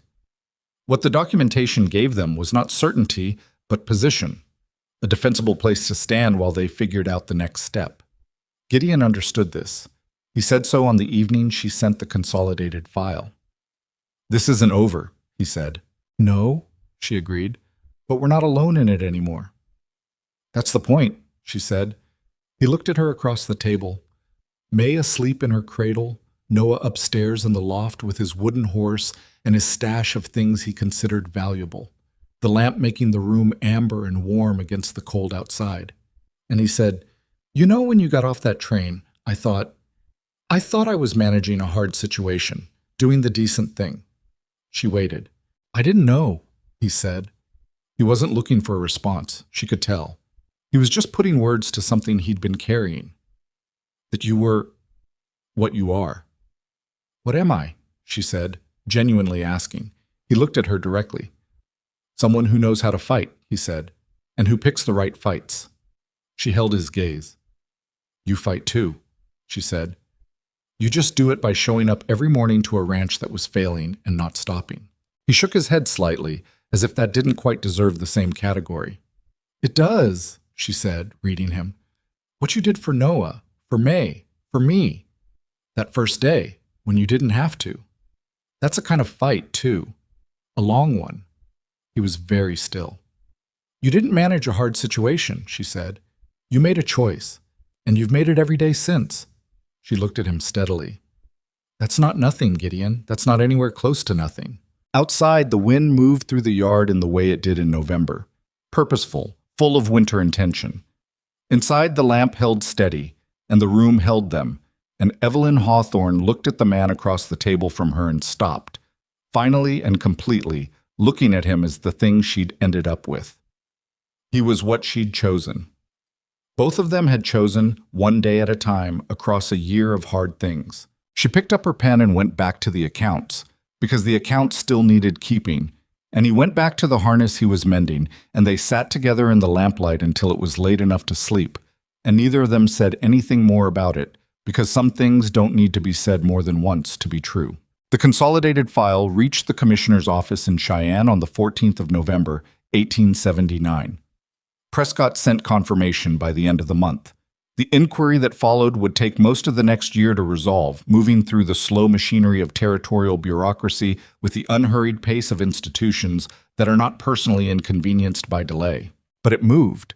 And in the meantime, the Hawthorne Ranch's boundaries held where they were recorded, and the east pasture kept its water, and the market garden's second-year beds were prepared with better drainage on the south end, turned and composted through the fall, so they'd be ready when the ground was right. And Hector Voss came in December to look at the well and said, as Gideon had promised, that he would have done the whole thing differently if he'd been there from the start. And then he fixed it properly, and it worked the way a well is supposed to work, and that mattered more than the commentary. Noah turned 8 in December. Gideon took him out on his first solo fence inspection, not solo exactly, Gideon rode alongside, but with Noah making the calls, where the breaks were, what they needed, what could wait and what couldn't. He came back looking like a person who had been given something real to do and had found that he was equal to it. He reported to Evelyn at dinner with the thoroughness of a field survey. 3 breaks, he said. 2 on the north section and 1 near the gate. The gate one is worse. Gideon says we should do that one first. What do you think? Evelyn said. He considered it. I think so too, he said. It's where the yearlings go when they're restless. Gideon, across the table, said nothing but watched Noah with the quiet, unguarded expression he had never quite managed to keep fully off his face when he was looking at the boy. May, who was 14 months old and had opinions about everything, slapped the table twice in a manner that suggested she wanted more cornbread and was done waiting for it to arrive on its own. May, Noah said with the authority of an older sibling. Manners. May looked at him. She slapped the table once more, thoughtfully, as if testing whether the principle held on a reduced application. Evelyn passed the cornbread. It was a Thursday evening in December, in the second year of a marriage that had started as a practical arrangement and had become something else entirely, on a ranch that had been failing and was no longer failing, in a valley where the fight was not finished but the ground was better than it had been, and all 4 of them were at the table, which was, when she let herself hold it plainly, without the habit of bracing against it, everything she had not known she was building toward when she stepped off a train in Dry Creek with $63 and a boy who held her hand and a secret she was afraid would end her before it began. She passed May another piece of cornbread and listened to Noah explain the fence situation further and watched Gideon listen to him with the full, unhurried attention he gave to things he cared about. And outside, the December wind did what December wind does, and inside the lamp burned steady, and the Hawthorne Ranch held on. The commissioner's ruling came in March of 1881, and it was not a complete victory, which Evelyn had been careful not to promise anyone it would be. What it was, a formal finding that survey irregularities had occurred on 4 documented properties in the valley, that the alterations were inconsistent with natural displacement and showed evidence of deliberate interference, and that the original recorded boundaries on all 4 properties would be restored and restaked at the territory's expense. Harlan Cross was not named directly. The ruling was careful in exactly the way that rulings are careful when the subject has sufficient connections to make directness inconvenient. But the company Pruitt had represented was barred from filing acquisition claims in the county for a period of 3 years, pending a separate review of its operating practices. Prescott sent the ruling with a note that said, in his careful legal handwriting, "This is a better outcome than I initially expected. "You built a persuasive file, Mrs. Hawthorne." Evelyn read the note twice and then put it in the account box with everything else. She told Gideon over breakfast, reading him the relevant sections. He listened without interrupting, which was his way, and when she finished, he was quiet for a moment and then said, 3 years. 3 years on the acquisition bar, she said, which doesn't stop him permanently. No. But it gives the properties time to consolidate their positions. If the other ranches use the time the way we've used the last 2 years, not everyone is you, Gideon said. Not critically, just exactly. They don't need to be me, she said.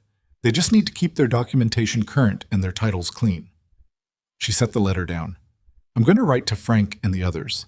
They should hear it directly. He nodded. He was looking at her with the particular expression she had stopped trying to deflect, the one that said he was looking at something he valued and wasn't embarrassed about valuing. What? She said. Nothing. He pushed back from the table. I'll be in the south pasture. Gideon? He stopped at the door. Are you satisfied with how it came out? She said. The ruling. He thought about it with the deliberateness he brought to questions that deserved actual answers. I'm satisfied that the land is ours, and it's recorded and nobody moved the marker back, he said. The rest of it, Cross and Pruitt and all of that, I've learned not to expect clean endings on those kinds of things. That's a reasonable position, she said. Is it enough for you? She considered it honestly. It's enough for now, she said, which is usually the best available answer. He held her gaze for a moment. Then he put his hat on and went out, and she listened to his boots cross the yard, and she poured herself more coffee and wrote to Frank Crow and the 2 other ranchers before the morning got away from her. By 1882, the Hawthorne Ranch had become, by the standards of that part of Wyoming, a working operation that nobody called struggling anymore. This had not happened quickly, and it had not happened without ongoing cost. There were still hard seasons, a cattle illness in the summer of 1881 that took 11 head before Gideon identified it and isolated the affected animals, a drought in the late summer that threatened the garden and required the well to work harder than it had been designed to. There were still months when the accounts balanced only because Evelyn moved money between columns with the skill of someone who understood that the appearance of solvency was itself a productive resource, buying time for the actual solvency to catch up. But the market garden was in its 3rd year and producing reliably. The arrangement with Clara's contact in Milford had expanded, 2 restaurants now, and a dry goods store that bought preserved goods through the fall season.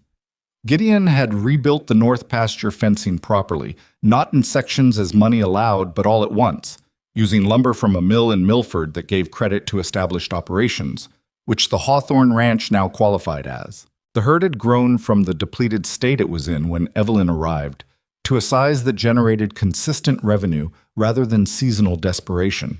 None of this was visible in a single moment. It accumulated the way most real things do, in small decisions made correctly more often than not, in bad luck absorbed and worked around, and 2 people who had learned each other's language well enough to operate without unnecessary friction most of the time. They still argued. Evelyn had stopped expecting that to change, and had come to understand it as a function of the fact that they both had strong opinions and neither of them was good at pretending otherwise. The arguments were different now than they'd been in the first year, less about territory, more about actual disagreement on actual questions. They were faster to resolve and less likely to leave residue. What had also changed, in a way that was harder to inventory, they had stopped being careful with each other in the early provisional way of people managing an arrangement. There was a different quality to the house now. Not ease exactly, because neither of them was built for ease, but something that had the density of the real thing, rather than the careful construction of something being assembled and tested. Noah was 9 and then 10 and then 11, and he grew the way children grow on working land, faster in some ways than his age suggested, with a competence that was practical and unsentimental, and slower in others, still carrying the wooden horse upstairs each night, with a loyalty that made Evelyn's chest ache in a way she couldn't describe precisely. He was Gideon's in every way that could be observed by anyone watching. They worked together with the easy fluency of people who have been doing something together long enough that the communication is mostly nonverbal. Gideon showed him things, how to read a horse's weight distribution, how to judge a fence post's depth by sound when you tapped it, how to look at the sky in the afternoon and know what it would be doing by evening. Noah absorbed all of it with the same focused attention he'd brought to everything since he was 4 years old at a table in a restaurant in Dry Creek, deciding whether Gideon was worth trusting.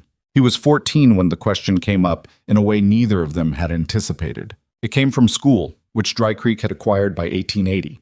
A single-room building with a teacher named Mr. Aldous, who had opinions about things he'd read and a variable grasp of the things he hadn't.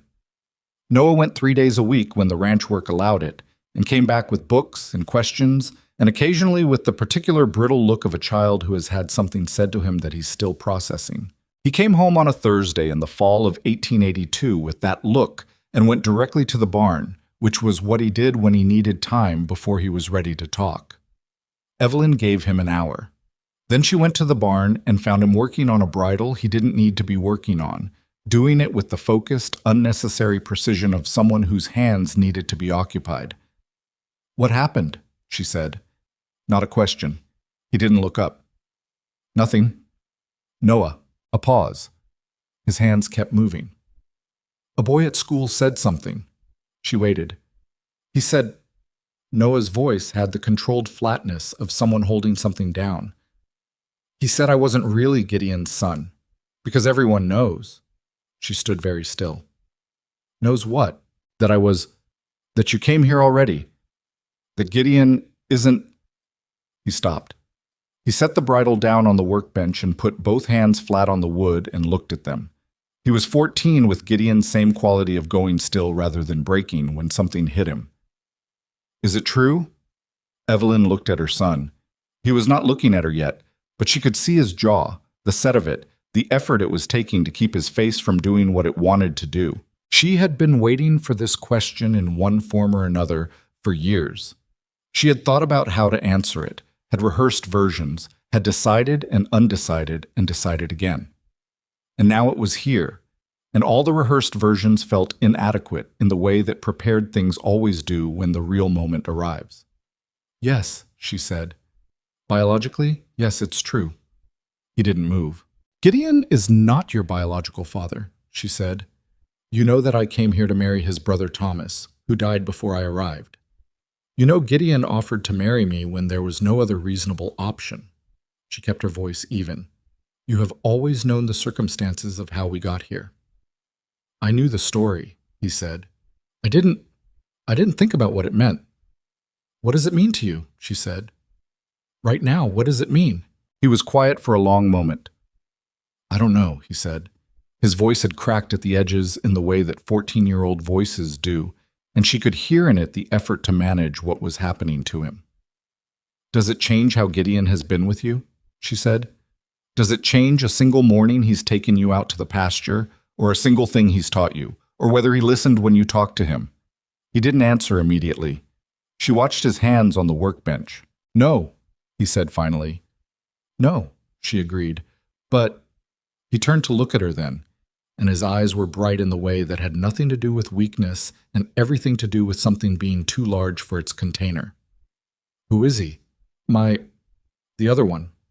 She had known this was inside the larger question. She had been less certain about how to answer it. "He was not a good man," she said carefully. "He was not someone who was going to be part of our lives. That was my decision, and I've never questioned it." She looked at him directly. "That's as much as I'm going to tell you, because the rest of it isn't information that helps you. It's information that would just sit in you and weigh something." He looked at her for a long moment. She could see him deciding whether this was acceptable, which she respected. He had the right to decide. "Okay," he said, not happy with it, but accepting it. "The other thing," she said, is that Gideon doesn't know the full details either. He has never asked, and I have never told him more than the essential." She paused. "What he chose is what you've seen him choose every day since you were 4 years old." Noah was quiet. He picked up the bridle again, not working on it, just holding it. "The boy at school," he said.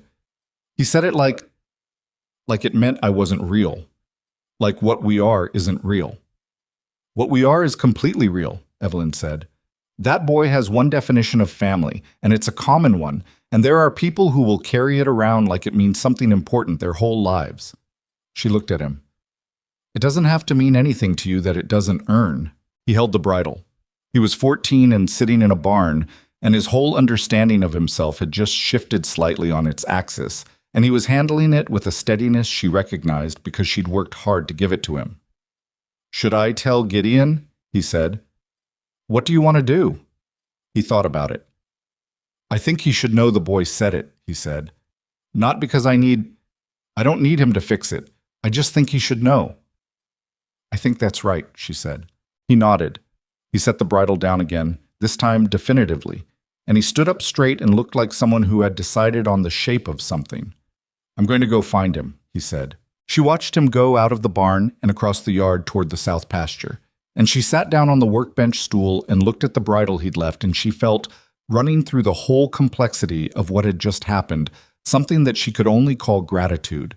Not tidy, not uncomplicated, but real. Aha. She didn't know what passed between Gideon and Noah in the south pasture that afternoon. She didn't ask, and neither of them reported it in full. What she knew was that Noah came in for dinner with the brittle look gone from his face, replaced by something that had been processed and set down. And Gideon came in behind him with his hands freshly washed and a quietness about him that she recognized as the aftermath of something that mattered. At dinner, May, who was 4 now and had all the tact of a small artillery piece, said to Noah, "Why is your face different?" "It's not different," Noah said. "It was different before dinner. Now it's normal." "That's a strange thing to notice," he said. "I notice everything," May said with great confidence. This was unfortunately accurate. Gideon looked at Evelyn across the table. She looked back at him. They did not need to say anything. After dinner, when the children were occupied, Noah reading in the loft, May conducting some kind of organizational project with stones she'd been collecting, Gideon came to stand beside Evelyn at the wash basin and said quietly, "He's all right." "I know," she said. He paused. "He asked me something." She looked at him. "He asked me if it changed anything," Gideon said. "Me knowing, the full picture." "What did you tell him?" Gideon was quiet for a moment. "I told him that the first day I saw him on that platform holding your hand, I thought, that's a kid who's been paying attention to the world because he's had to, and that costs something, and it should be worth something." He was looking at the basin. "I told him I've been sure about very few things in my life. He's one of them." Evelyn looked at her husband. He was not comfortable saying these things. She could see the slight stiffness of it, the effort it cost him to pull them out and say them plainly, and that made them worth more, not less. "Gideon," she said. "Yeah." "Thank you," she said, "for what you said to him, and for all of it. Before that, too." He glanced at her sideways. "You don't need to thank me for what—" "I know I don't need to," she said. "I want to." He was quiet for a moment, looking at his hands drying on the cloth. Then he said, "I should be thanking you." "For what?" "For not leaving," he said. "That first week, when the house was a wreck and the accounts were a disaster, and I wasn't easy to know." He paused. "You could have found a way back." "I didn't want a way back," she said. He looked at her then, directly, without the slight angle he sometimes used when something felt too exposed. "When did that change?" he said. "From managing the situation to not wanting a way back." She thought about it honestly. "I'm not sure it was a single moment," she said. "I think it accumulated." She looked at him. "Somewhere around the time you sat still for 40 minutes so May could sleep on your shoulder, I think the calculation changed." He looked like he might say something, and then he didn't. He folded the drying cloth and set it on the basin ledge with the careful precision he brought to small tasks, and then he turned and went back to the main room, and she stood at the basin for a moment longer before following. May grew up loud, specific, and entirely herself. Where Noah had always been careful, with his words, his movements, his affection, offering them when he'd decided they were warranted, May was constitutionally incapable of that kind of measurement. She said what she thought at the volume she felt, and she loved the people she loved with the uncomplicated directness of someone who had never been given a reason to believe love needed managing. She was, in the parlance of Dry Creek, a handful. This was said by people who found her exhausting, and it was also said by people who adored her, and the distinction between those groups was not always clear. At 5, she told Helen Beatty at the dry goods store that her hat was the wrong color for her face. Helen Beatty, who was not accustomed to being addressed this way by people under 5 feet tall, reported this to 3 people, all of whom privately agreed with May, but none of whom said so. At 7, she organized a system for collecting and sorting the rocks in the creek bed by composition. A system she explained to Gideon in technical detail he did not fully follow, but listened to with complete attention anyway. At 8, she decided she was going to learn to ride properly. And she meant properly, not the supervised slow circles that Noah had started with. She told Gideon this at breakfast, with the manner of someone announcing a plan that had already been decided rather than requesting permission for one. "No," Gideon said. "Why not?" "Because you're 8 and Clarence is 17 hands. Clarence likes me. Clarence tolerates you. We've had this conversation." "I've been riding with you for 2 years," May said. "I know what I'm doing." "You know how to sit on a horse while I control it," Gideon said. "That's not the same thing." "Then teach me the same thing." Gideon looked at Evelyn. Evelyn poured coffee and said nothing, because this was genuinely between them and she had learned not to mediate May's negotiations. It didn't serve anyone. "I'll teach you on Pepper," Gideon said. Pepper was the small mare he'd bought the previous spring. 14 hands, steady. "We start on the ground. I say when you're ready to progress. You don't argue with my assessment." May considered this. "What if your assessment is wrong?" "It won't be." "But if it is, May." She looked at him with the evaluating expression she'd been deploying since she could focus her eyes. "Okay," she said, and went back to her breakfast. Noah, across the table, caught Gideon's eye and said nothing, but the quality of his nothing said, "Good luck." May learned to ride Pepper with the focus of someone who has decided this is simply the next thing she is going to master, and she progressed faster than Gideon said she would, which she did not mention out loud, but which was visible in the way she carried herself when she came in from the paddock. She was not reckless. She was precise, which was different. She learned the way she'd watched Noah learn things, by understanding not just the action, but the reason for it. "She's going to be something," Gideon said to Evelyn one evening, watching May in the paddock from the yard. "She already is something," Evelyn said. "I mean, she's going to want a lot of room." "She comes by that honestly," Evelyn said. He glanced at her. "From which side?" "Both," she said. He made the sound that was almost a laugh.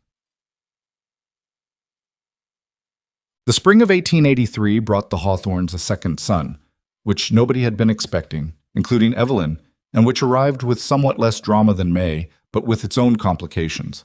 A difficult 3rd trimester, a labor that went long, a boy who came into the world quiet in a way that frightened everyone for a minute before he decided to participate fully. They named him James, Gideon's father's name. Evelyn made the suggestion, and Gideon had gone very still the way he did when something landed in a place he hadn't been protecting well enough. And then he said yes, without a lot of additional words, which was fine. James was a different child from the first day. Easy in his body, given to long, serious observation of whatever was directly in front of him, patient in a way that bore no resemblance to either of his parents. Noah was 17 by then, and regarded the baby with the protective attention of someone who understands what it is to arrive in a family and need it to hold. "He looks like you," Noah told Gideon one evening when Gideon was holding James by the lamp. "You think so?" Gideon looked at the baby skeptically. "Around the forehead," Noah said. May leaned over to look. "The nose, too," she said. James, for his part, regarded all of them with the equanimity of someone who has just arrived and is still forming opinions. Gideon looked at Noah, and then at May, and then at the baby in his arms, and Evelyn watched his face from across the room and saw in it something she had never quite been able to describe. The look of a man who had walked into a particular kind of abundance without a plan for it, and who was still slightly astonished that it had held. The valley continued to change through the early 1880s, as valleys do when the railroad gets closer and the territory starts looking more like a state and less like a frontier. More settlers came. The town of Dry Creek added a 2nd Street and a doctor's office and a school that ran 5 days instead of 3. Land values rose. The Hawthorne Ranch's value rose with them. This was not something Evelyn had planned for. She had planned for survival, and then for stability, and then, cautiously, for growth. But appreciation as an abstract concept had been too far out to calculate when they were moving cattle feed to cover the winter and arguing about whether to buy from Carlisle or Milford. She noticed it in the offers that came, unsolicited, in 1882 and again in 1883. Legitimate offers from legitimate buyers, not cross-style pressure, but straightforward interest in land that had demonstrated value. She filed them in the account box. "You're keeping them," Gideon said, the second time. "I keep everything," she said. "We're not selling." "No," she agreed, "but understanding what we're worth is useful. It tells you what position you're negotiating from." She looked at him. On anything. He accepted this logic. He usually did when it was a sufficiently concrete form. What the rising value also meant was that the Harlan Cross situation, which had been quiet since the commissioner's ruling, was attracting different kinds of attention. Cross himself had apparently redirected his operations to a different county, which Prescott confirmed in a letter in mid-1882. The bar on his company's acquisition filings had expired, but the documented pattern of behavior now existed in a territorial record that any future action would have to account for. It was not a resolution, it was a deterrent, which was the best available version. Frank Crow, who had become a genuine if unlikely neighbor, the kind you didn't choose but found yourself relying on, told Gideon at the feed store that the Kimball place had sold to a young couple from Ohio who were putting in wheat. "New blood," Frank said. "Not like the old days." "Is that good or bad?" Noah asked when Gideon reported this at dinner. "Neither," Gideon said. "It's just different." "The land stays," Noah said.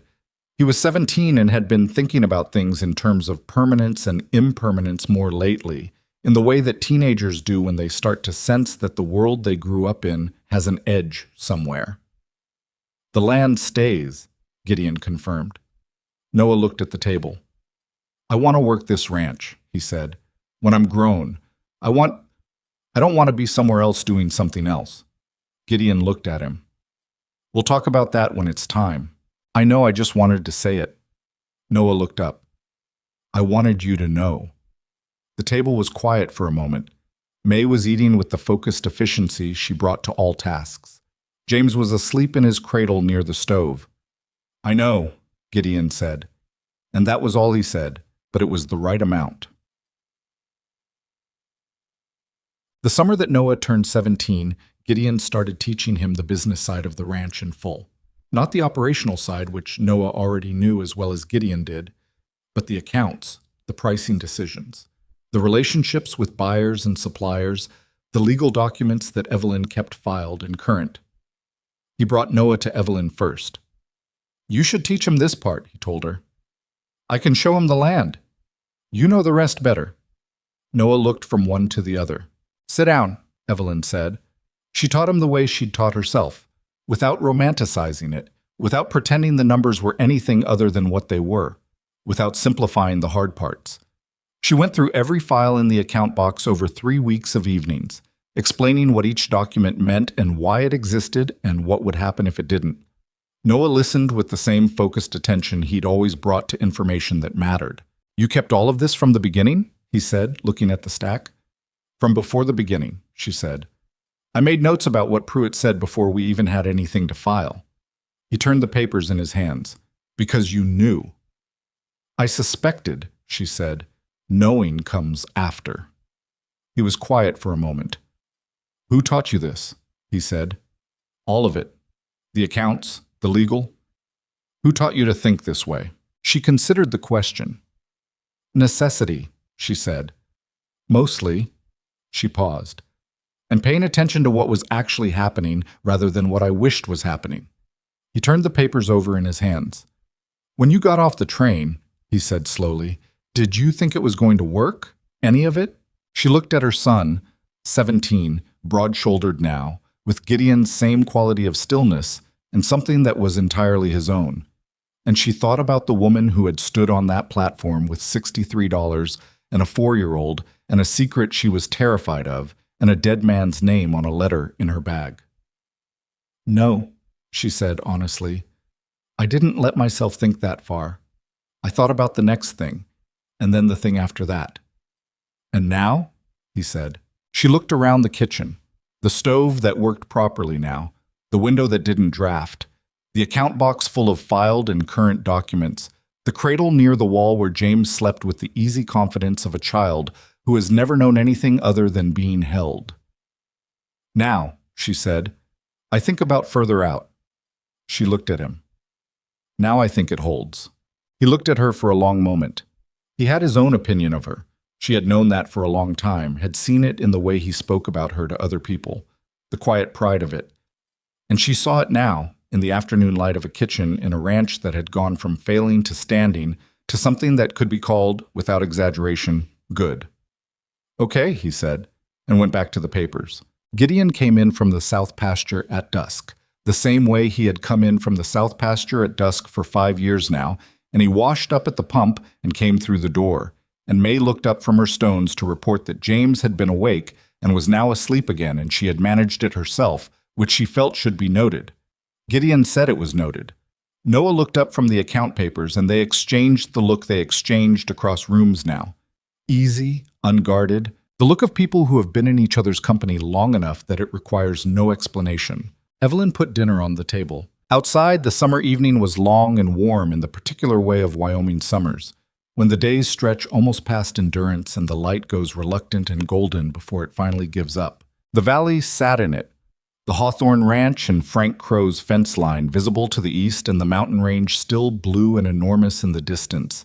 And inside the kitchen, the 5 of them arranged themselves around the table with the practiced ease of people who know exactly where their place is. Not because it was assigned, because it had been built day by day out of hard choices made consistently in the same direction, and it had held, and it was theirs. May said, I think James is going to talk soon. He looked at me today like he had something to say. He looked at you like he wanted you to stop making noise, Noah said. That's not true. He's interested in me. Everyone is interested in you, Noah said. It's impossible not to be. You're very loud. May considered this. Thank you, she said, without irony. Gideon looked at Evelyn. Evelyn looked at Gideon.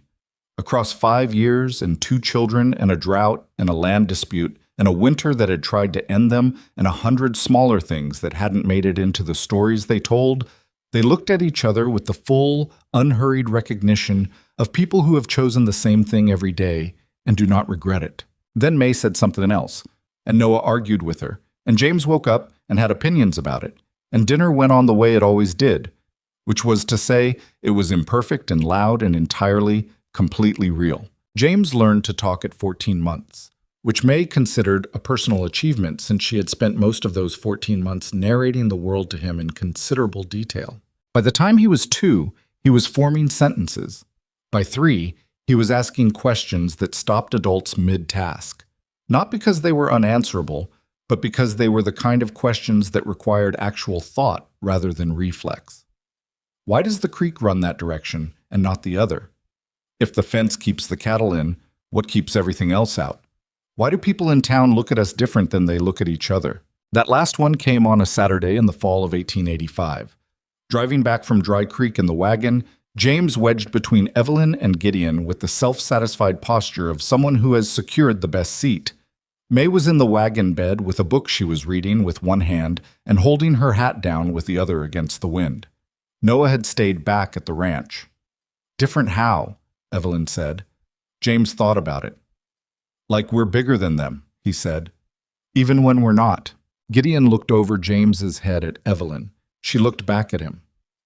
Some people look at what you've built, Evelyn said carefully, and it reminds them of what they haven't. James chewed on this for a while. Is that our fault? No, Gideon said. Should we make ourselves smaller so they feel better? No, Gideon said, more firmly. Good, James said, with the serene conviction of a 3-year-old who has arrived at a position he finds satisfying, and looked back at the road. May lowered her book just enough to make eye contact with Evelyn over James's head. Her expression said, He's going to be a lot. Evelyn's expression said, I know. May went back to her book. Noah was 20 when he told Gideon he wanted to talk about the ranch's future.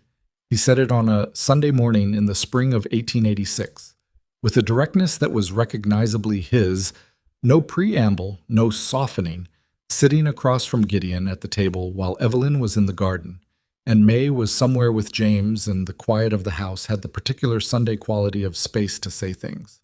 The future how? Gideon said. Long term, Noah said. What you're planning, what happens to the property. I want to understand where I fit into that. Gideon looked at him. Noah had his mother's quality of saying hard things without dressing them up, and he had developed, over the years, a version of Gideon's own stillness, not inherited, but absorbed, the way people absorb the qualities they spend enough time around. I haven't put it to paper yet, Gideon said. I know. I'm asking what you're thinking before it goes to paper. He held Gideon's gaze.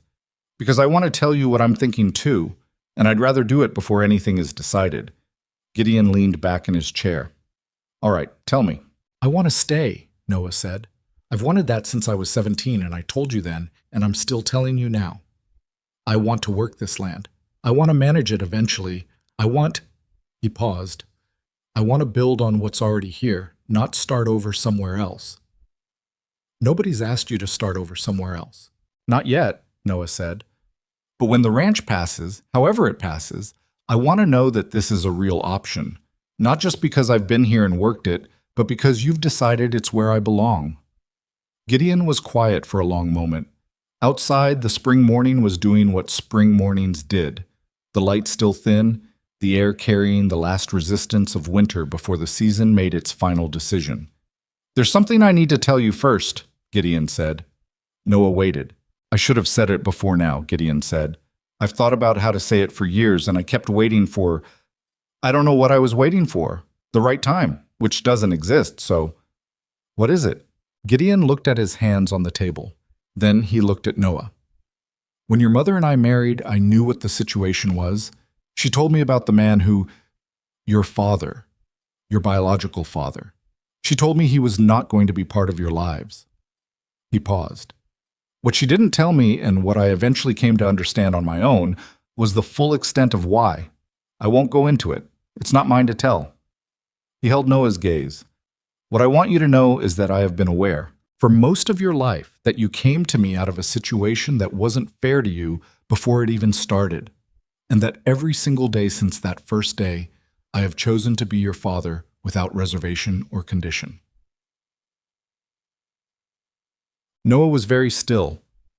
Not because you needed me to, Gideon said. You were doing fine.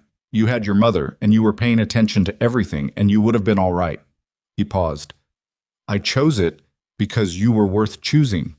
Because I looked at that 4-year-old on a train platform who was holding his mother's hand and watching the world with those serious eyes, and I thought, whoever shows up for this kid is getting something, and I wanted it to be me.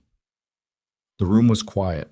I don't know if that's the thing a father is supposed to say, Gideon said. I don't have much to compare it to. My own father was decent, but not the talking kind. He stopped. I just wanted to say it. Before we talk about the ranch, before any of that, I wanted to make sure you knew. Noah looked at him for a long time. His jaw worked once and then stopped. He was 20 years old and he had Gideon's same habit of going entirely still when something hit deep enough that motion felt inadequate. Then he reached across the table and put his hand on Gideon's arm. Not a handshake, not a formal gesture, just his hand on his father's arm, staying there. I know, he said. His voice was not entirely steady. I've known for a long time.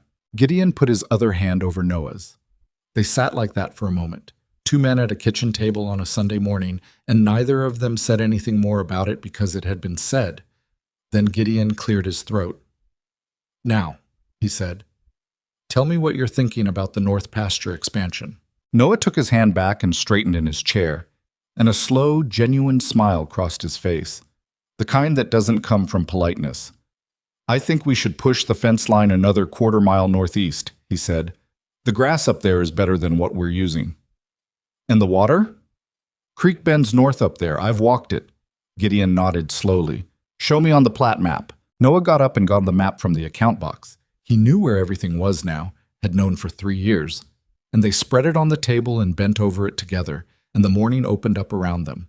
And outside Evelyn was in the garden, and May was teaching James something that involved a stick, and a considerable amount of instruction, and the Hawthorne Ranch sat in the spring light doing what it had been doing for years now. Holding. Evelyn came in from the garden an hour later to find them still at the table with the map, arguing about the northeast boundary with the comfortable specificity of people who disagree about something they both care about. She looked at them for a moment from the doorway. She had the experience, sometimes, of seeing her life from a slight distance, as if she had stepped briefly outside it and could observe it the way you observe a thing you've made, checking its proportions against what you intended. She had not intended any of this specifically. She had intended to survive, and then to stabilize, and then, somewhere along the way, without marking the exact point, she had stopped intending and started inhabiting. This kitchen, this man, these children.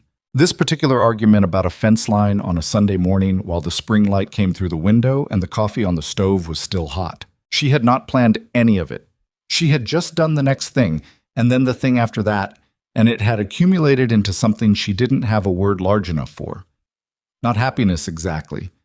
Happiness was too simple, too static. Something more like rightness, like a structure that had been tested from several directions and was still standing, and you knew it was standing, not because nothing had hit it, but because everything had, and it held. She poured herself coffee and sat down at the end of the table and said, "The northeast boundary." Both of them looked at her. "The drainage runs west along the ridge," she said. "If you push the fence northeast and have a wet fall, you'll have standing water in the low sections before November." She turned the map to look at it properly.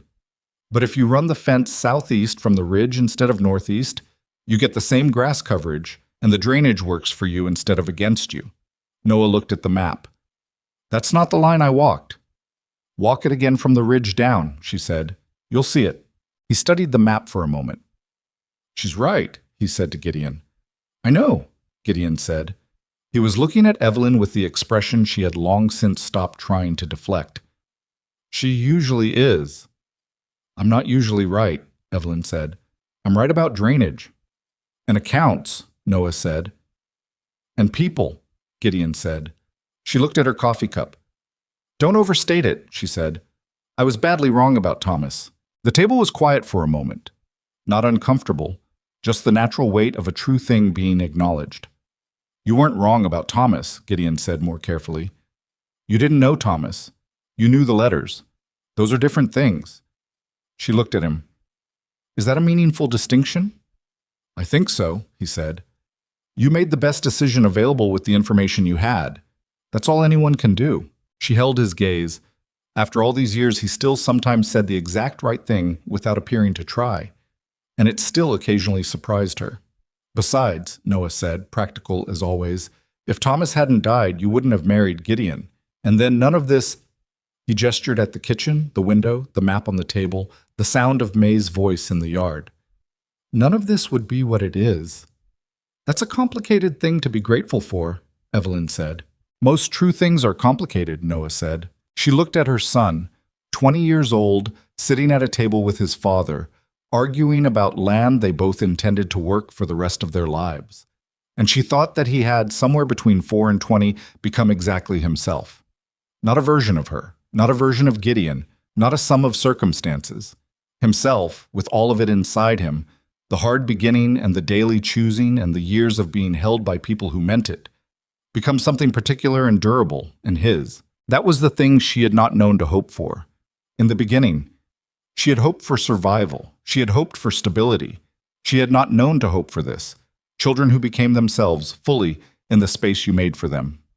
May married at 22, which was later than the Valley expected and earlier than Evelyn would have preferred, to a man named Robert Calloway, who was a surveyor with the Territorial Land Office and who had, by the time he presented himself to Gideon, demonstrated a thorough understanding that May Hawthorne required a particular kind of man, specifically one who was not easily overwhelmed. Gideon had looked him over with the careful assessment he brought to things he valued and did not want to make a mistake about, and then he had said, "If she chooses you, that's the only endorsement that matters." Robert Calloway, who was a smart man, said, "I know that, sir." Gideon nodded.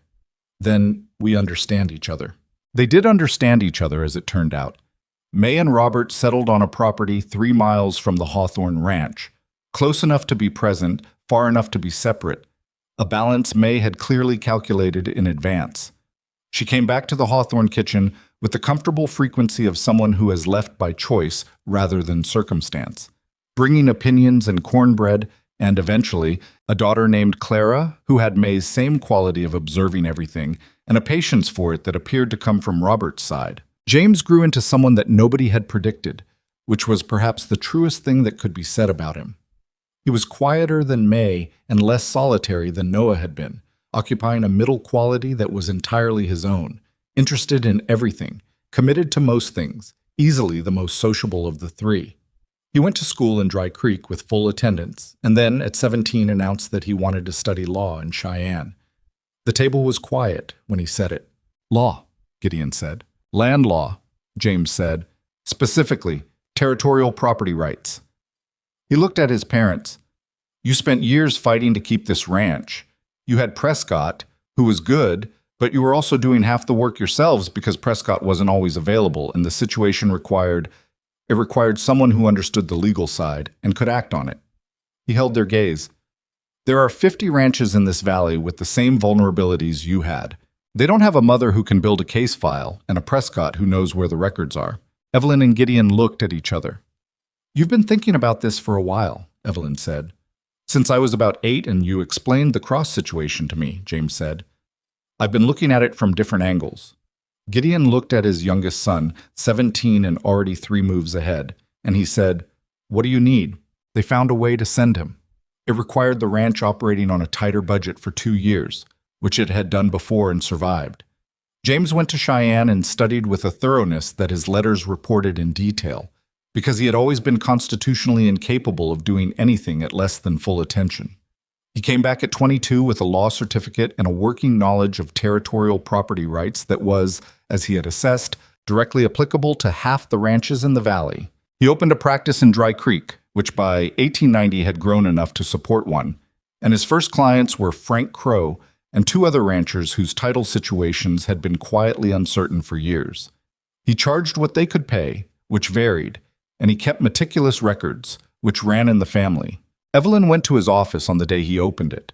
She sat across from him at the desk he'd bought secondhand and had cleaned and leveled himself, and she looked at her youngest child, this boy who had sat between her and Gideon in a wagon at 3 years old and asked why people in town looked at them different. This boy who had watched her build case files at the kitchen table and decided that was a thing worth doing at scale, and she felt the full, unmanageable quality of it. "You should know," she said, "that this is because of you." He looked at her. "Not me," she said. "You decided this. You walked yourself from that question to this answer over 17 years. I just kept the files where you could see them." "You did more than that," he said. "Not as much as you think," she said. "Children decide who they become. Parents just provide the material." He looked at her for a moment with the particular quality he had of looking at things he was thinking seriously about. "Is that what you believe?" he said. "Really?" She thought about it honestly. "I believe you come with a shape," she said. "And what happens to you either works with that shape or against it. We tried to work with it, all of you. Your shape was toward this." She gestured at the office, the desk, the stack of new files waiting. "We just made sure nothing crushed it before you got here." He was quiet for a moment. "Mom," he said. "Yes." "That's not a small thing," he said. "Making sure nothing crushes it." She looked at her hands in her lap. "No," she said. "It's not." Gideon's health began to show its age in the early 1890s, which was not dramatic and not sudden, but was the cumulative physical accounting of 20 years of hard land and hard seasons. His back had always been a problem, a fall from a horse in 1880 that he had handled with his characteristic brevity about his own suffering. And it worsened through the winters with the patient persistence of injuries that were never properly rested. He slowed in the way that working men slow, not stopping, never stopping, but operating with slightly less range than before, making adjustments without announcing them. Evelyn watched this and said what she could and accepted what she couldn't change, which was the negotiation you made with time when you were living inside it. Noah took over the primary management of the ranch in 1891, which was not a handover. Gideon did not do handovers, but a gradual shift in who was making the daily calls, so gradual that there was no single morning when it tipped from one to the other. Noah ran the ranch with a thoroughness that acknowledged everything Gideon had taught him and added his own reading of the land and the market and the valley's changing needs. He He was 25 and unmarried and entirely absorbed in the property, which occasionally worried Evelyn, and which she managed by saying nothing about it, because Noah made his decisions the same way everyone in this family made decisions, in his own time, after he'd considered everything he needed to consider. He married at 27, a woman named Ruth Aldis, the schoolteacher's daughter, as it happened, who had grown up in Dry Creek and had the quality of clear, direct intelligence that Noah appeared to find necessary in a person before he could spend significant time with them. They settled in the Hawthorne house, which was the intention, Gideon and Evelyn moving to the smaller structure that had been added to the property in 1884. 2 rooms and a good stove and a porch that faced the mountain range. Evelyn had expected to find this transition difficult and was surprised to discover she didn't. The house had been a tool, ultimately, a container for the work and the people. The work continued. The people were still close enough to walk to. The porch faced west, and the mountain range in the evening light was a thing you could look at for a long time without needing anything else from it. Gideon sat with her on that porch on a warm evening in the September of 1893, 15 years after she had stepped off a train in Dry Creek, with a 4-year-old and $63 and a determination she had not yet fully understood as such. And they sat in the kind of quiet that requires no management. Noah was in the main house with Ruth and their daughter, who was 2 and had Noah's serious eyes and her mother's complete lack of interest in being told what to do. May and Robert were 3 miles east. James's office light was visible from the road into town on late evenings when he was working, which was most evenings. The valley had changed. More houses, more fences, more of the infrastructure of permanence, and the Hawthorne Ranch sat inside all of it, established, documented, held. "I've been thinking about Thomas," Gideon said, out of nowhere and not out of nowhere. Evelyn looked at him. Not sad," he said, "just thinking."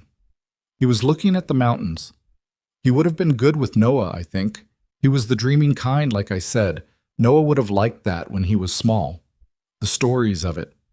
He might have, Evelyn agreed. But he wouldn't have known what to do when the accounts didn't work, Gideon said, or when Pruitt showed up, or with any of the... He was good at the vision of things, not the grinding through. "You don't know that," Evelyn said. "People are different when the real thing comes." "Maybe." He paused. "I used to feel guilty about it, that I had what should have been his. And now?" He was quiet for a moment. "Now I think life makes its deals, and you work with what you're given," he said. "Thomas made the ranch possible, and he made it so you could be here. And then it went the way it went, and what we made of it was ours to make." He glanced at her. "I stopped feeling guilty about it when I understood that. It took a while." She looked at the mountains. The light was going gold and long across the valley, the way it did in September when the season was beginning its turn.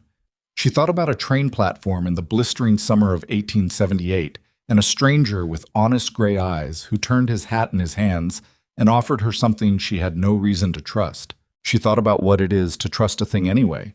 Not blindly, she had never done anything blindly in her life, but deliberately, with an accurate accounting of the risk and a decision that the risk was worth what was on the other side of it. That was not hope, exactly. It was something more structural than hope. It was a choice, made with open eyes, made again the next day and the day after. "Gideon," she said. "Yeah, do you know what I think about?" She didn't wait for him to answer. "I think about that first dinner at Claire's restaurant. You asked if I'd eaten." She paused. "Before anything else. Before you said a word about the ranch or the arrangement or any of it. You asked if I'd eaten." He looked at her. "I remember." "That was when I decided," she said. "I didn't know it then, but that was it." He was quiet for a moment. "That's not very much to decide on," he said. "It's enough," she said. "It told me the kind of attention you paid to things." She looked at him. "The kind of attention you paid turned out to be the kind I could build something with." He held her gaze with the full, unguarded quality he had developed over years of this, of being with a person long enough that the self-protection became unnecessary, not because nothing could hurt you, but because you trusted the other person with the parts that could. "Evelyn," he said. "Yes. I'm glad you didn't take the train back," he said. She smiled, a real one, the kind that didn't perform anything. "So am I," she said. They sat on the porch while the light went, and the mountains went from gold to gray to blue in the evening sequence they always followed. And across the yard, the main house was lit and warm, and Noah's voice was audible for a moment through the open window. And then his daughter's, and then Ruth's, and the sounds mixed with the evening birds and the wind through the grass, and made a texture of sound that was, if you were paying the kind of attention Evelyn always paid, indistinguishable from the sound of a life that had been fully inhabited. This is what she had learned across all of it. The accounting is not the point. You don't arrive somewhere and count up what it cost and what it returned and call it settled. You just keep choosing and keep showing up and keep doing the next thing. And if you're fortunate and also stubborn and also willing to let people be complicated rather than simple, if you're willing to do that, then the thing you build is not what you planned for. It is something better and harder and entirely yours. And you do not hold it lightly, and you do not stop being grateful for it. And you understand finally that it was always the choosing that mattered and not the arriving. She had chosen and been chosen. The rest was everything. Noah found the account box after Evelyn died in the winter of 1907. Going through the house with the methodical attention she had taught him was the appropriate response to hard things that needed doing. He knew the box. He had been taught its contents at 17, had added to it himself in the years since. But he went through it again anyway, paper by paper, in the lamp-lit quiet of a January evening with Gideon asleep in the chair by the stove and Ruth sitting across the room and the grandchildren in the loft above. He found the notes she had made on the day Pruitt visited. February 1879. His mother's handwriting, neat and unhurried, setting down everything the man said and the order he said it and the name on his card and her own assessment, likely not the last contact. Maintain documentation. She had not been afraid, she had just been paying attention. He found the first letter from Prescott, which she had kept although there was no legal reason to. He found the note from the commissioner's office and Prescott's confirming letter, and beneath that, in an envelope he had not seen before, a letter in his mother's handwriting addressed to no one. He looked at it for a long time before he opened it. It was dated 1889, the year he had turned 23. It was not a letter exactly, more a set of things she had wanted to say somewhere, whether or not anyone read them. He read it. She had written, "The thing I know now that I did not know at the start is that belonging is not a thing you find. It is a thing you build, with specific materials and specific people, on ground you have decided to stay on long enough to know it. You cannot rush it, and you cannot fake it, and you cannot arrive at it by wanting. You can only make the choices, day by day, that keep the thing possible, and then one morning you look up and it is not possible anymore. It is actual. And you understand that the distance between possible and actual is just time, and time is just showing up." He read it twice.